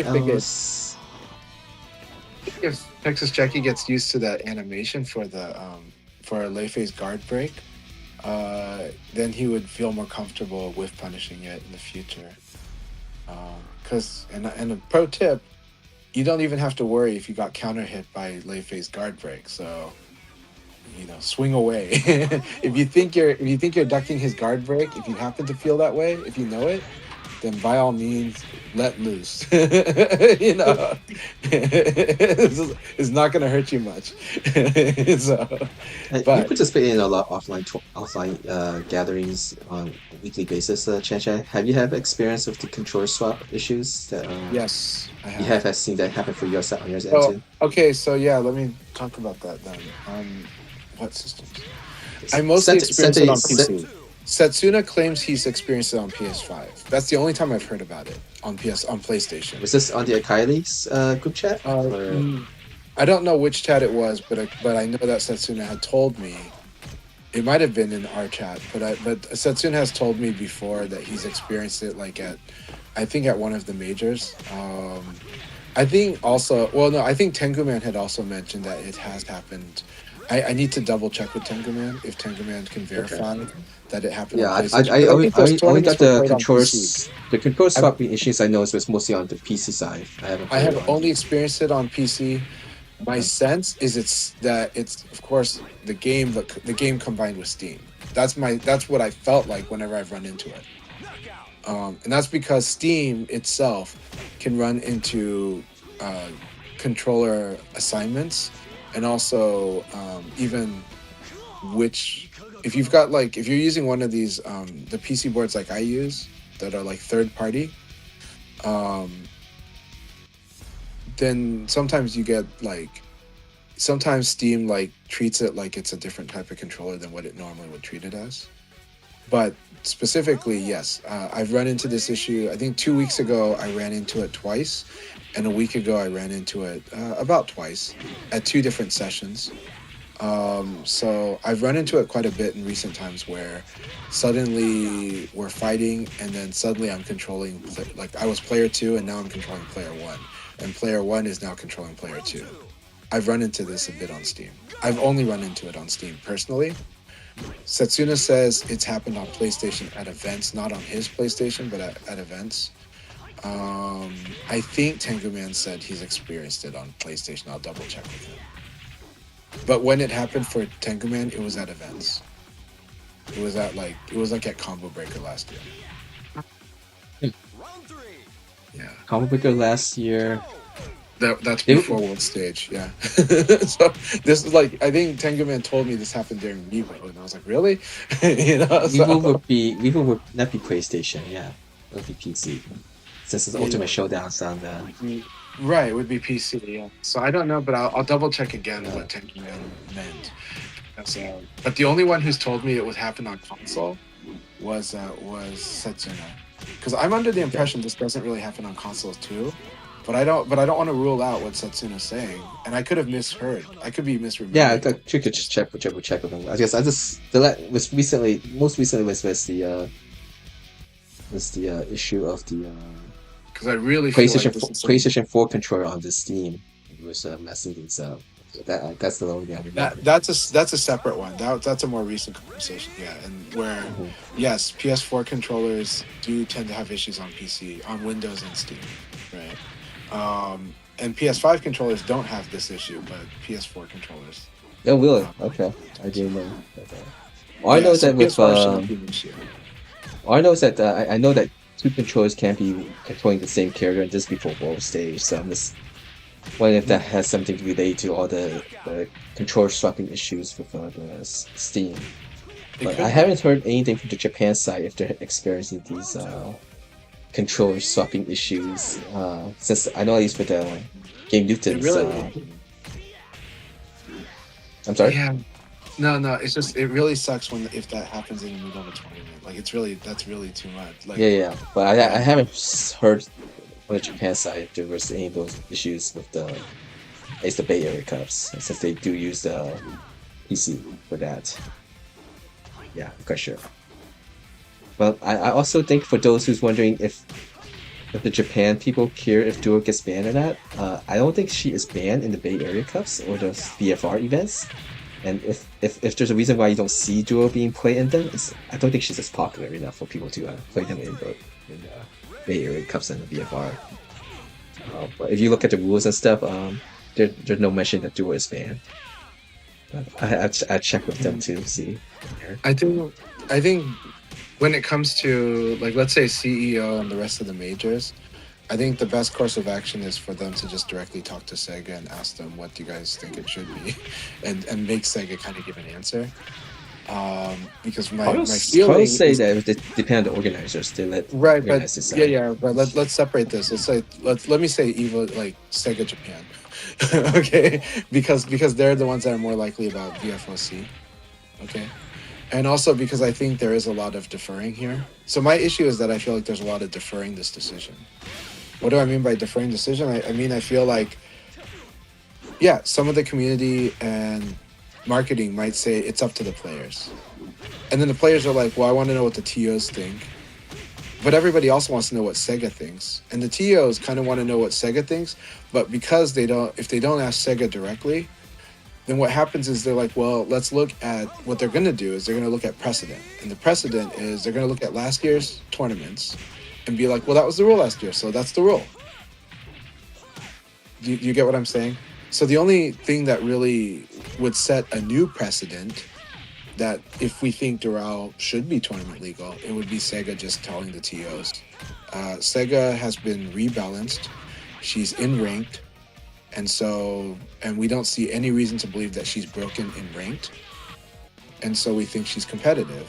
Now, then the only separate thing I would think from that would be that, okay, EVO Japan is next week, Combo Breakers within the month. Let's start making her legal, like CEO. Let me check my conversations with the Frosting organizers, because I do think he did. It was confusing for him because he did talk to both SEGA Japan and SEGA of America. Okay, that would be good. I mean, that's private conversation, so we won't talk about it on stream. But with that said, I do think, like, in my view, and I think that's why I'm happy that I made that tweet that I did, and that Jabali responded, and that Jabali's going to talk to different parties. And I hope, because he's part of the EVO community, like he's hired by EVO now. But I think Jabali will talk to SEGA, I hope. I hope he won't. I hope this just won't be passing the buck around until everybody just thinks, oh, no, maybe Doral should be banned because that's the status quo. And it's like, well, okay, but there's reasons to believe that her intention is to actually be tournament legal at some point. But that's up to them. But I think the main thing for the majors is, look, we're doing part of the Virtua Fighter Open Championships. So we really should. So for them, they just want to know what the Virtua Fighter Open Championship rules are. The problem is if they don't talk directly to SEGA again, they're just going to assume it's last year's rules. And I'm not against that. I'm not against it being the same rules last year. I'm not against Doral being banned. I just have a feeling that this is one where communication just needs to happen to make it clear. And also that I think, I think in case of Sega's point, they've gone through, they have made Doral basically ripe for being tournament legal, because she's also ranked legal, and from that aspect, in theory, I do think, yeah, she should be tournament legal at this point. I think people would be, I think many people would have just been happy if they just kept her the same as a boss duel, and people and just won't allow her to be played. She's not allowed in ranked. Yeah. Well, no, if they had kept the same that she was before, I'd fine with that too. But what they did do was make a tournament they put effort to make a tournament legal. And so it's just like, what do you guys want to do here? And do you want people to buy this DLC? Make a tournament legal. You know, like not because we don't think she's broken. We think she's actually. I think she's not broken at all. You know. So, but I think one thing is that Frosty was also done before the new season of PFLC. So if next weekend is basically the first event that is going to be part of the new PFLC season. So if they're going to keep it set the standard exactly the same for all VFOC events, then I would say expect Duo to be banned. Yeah, no, exactly. Like, because there's only 1 week left, so I don't think they'll change the rule. Right. Well, they can change the rule given time. Meaning, even though it doesn't mean it's not all or nothing on the VFOC. It's just that at the time, we weren't ready to make her legal. But it's a new tournament because, meaning that like, CEO is a tournament 2 months from now. It's reasonable to make the rule change, just like it's reasonable. That's like me saying last year, if I said, you know what, ever since NA Online Qualifier, you know, Frosty Frostings was a qualifier, and it did not do top 8 is all first to 3, so we shouldn't do it for the rest of the year. No, they made the change. They made the change because it was reasonable to make, right? They made the change that the top 8 was all first to 5 or first to 3. The Frosty wasn't a qualifier. Frosty Frosting was just the event. Didn't Himachan qualify on Frosty Frostings? No, Himachan qualified through the online. Online one. First, yeah. You're right. Online one. Frosty Frostings was let me change basically this. Combo Breaker did not have top 8 first to 3. It was top 3 also. But Frosty Frosting was the event that basically launched. Right. But what I'm saying is the whole top 8. First to 3. I think it was. That was not the whole. I don't think that was the whole VFOC. I think that was like most of it. I don't think it was the whole thing. I know that change happened later, or I'm very sure that change happened later. But Frosty Frosting was the initial tournament that launched. Right. But that said, though, at this point, I don't think any player is losing their spot because of this rule change in qualifying for the VFOC. But even so, it's reasonable to change it. It's not reasonable to change it for EVO Japan or for Combo Breaker because of how close the decision is now. But if you announce right now that starting CEO, Doral will be legal, I don't think it causes that much angst. I do think it causes dialogue. And I do think people will talk about it on social media, but I don't think it's going to cause people to drop tournaments or say that the tournament's not valid. You know, and I don't think it's going to say that the VFOC is not valid either. I think that's just something that would, like, you know, it's conflict avoidance feels that way. But I think like that, so that's why I'm like, it's reasonable to make the change at some point.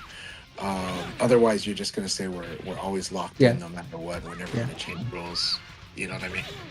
Combo It's a breaker. reasonable change. But I do think combo breaker, I would not expect it because you can't just tell players that the registration's already cut off, right? You know, and it's like, and it's like that late of a notice is always really frustrating. Yes. Yeah, combo breaker 2025 top 8 was Versus 3. Was it? Okay, that's Yeah. awesome. Okay, that's awesome. That was because I really like that format. So I really like the whole top 8 being first to 3 on VF. Not for other games, but because VF plays very fast. So that's good to know. So it was Combo Breaker that did introduce that rule change, maybe. I think. I have no idea.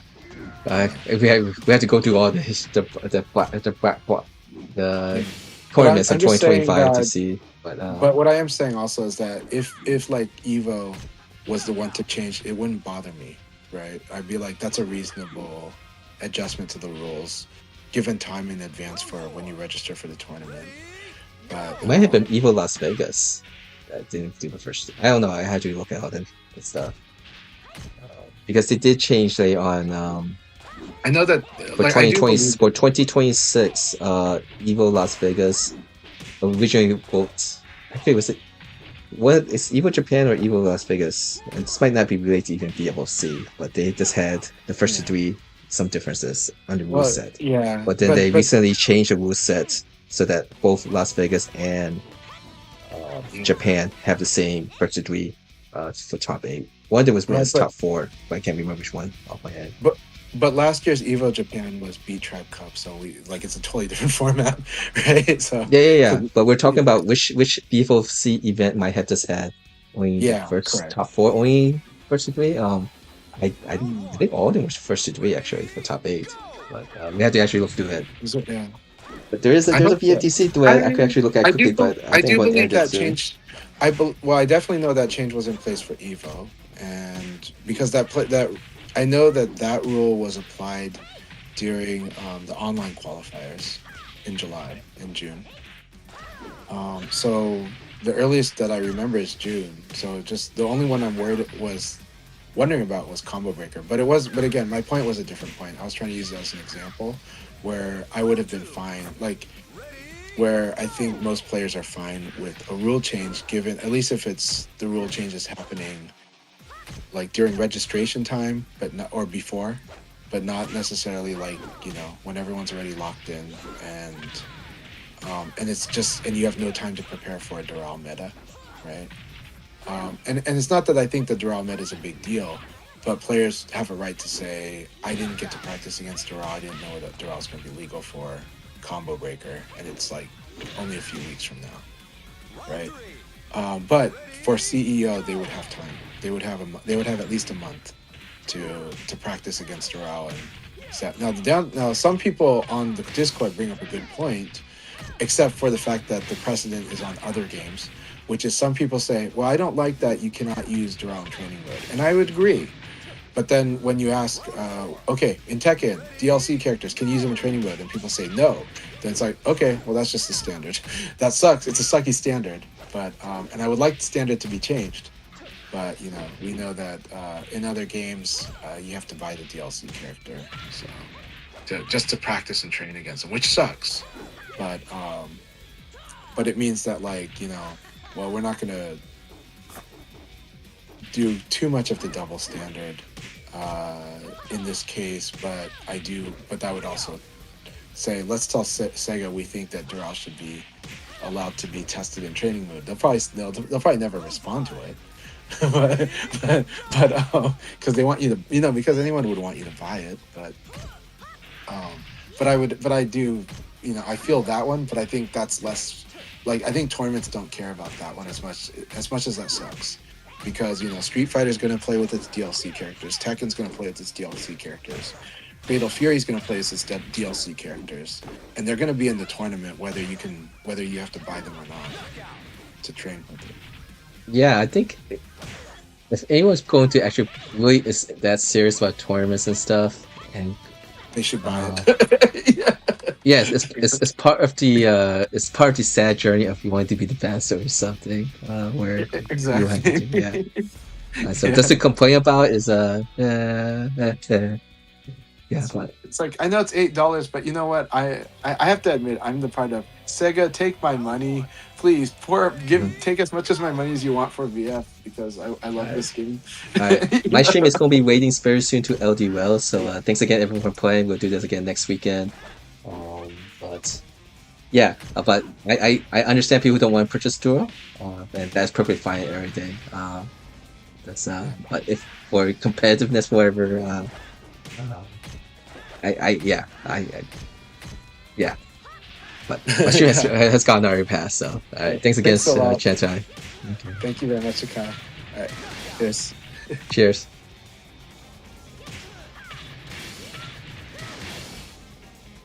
Round 2. Ready, go!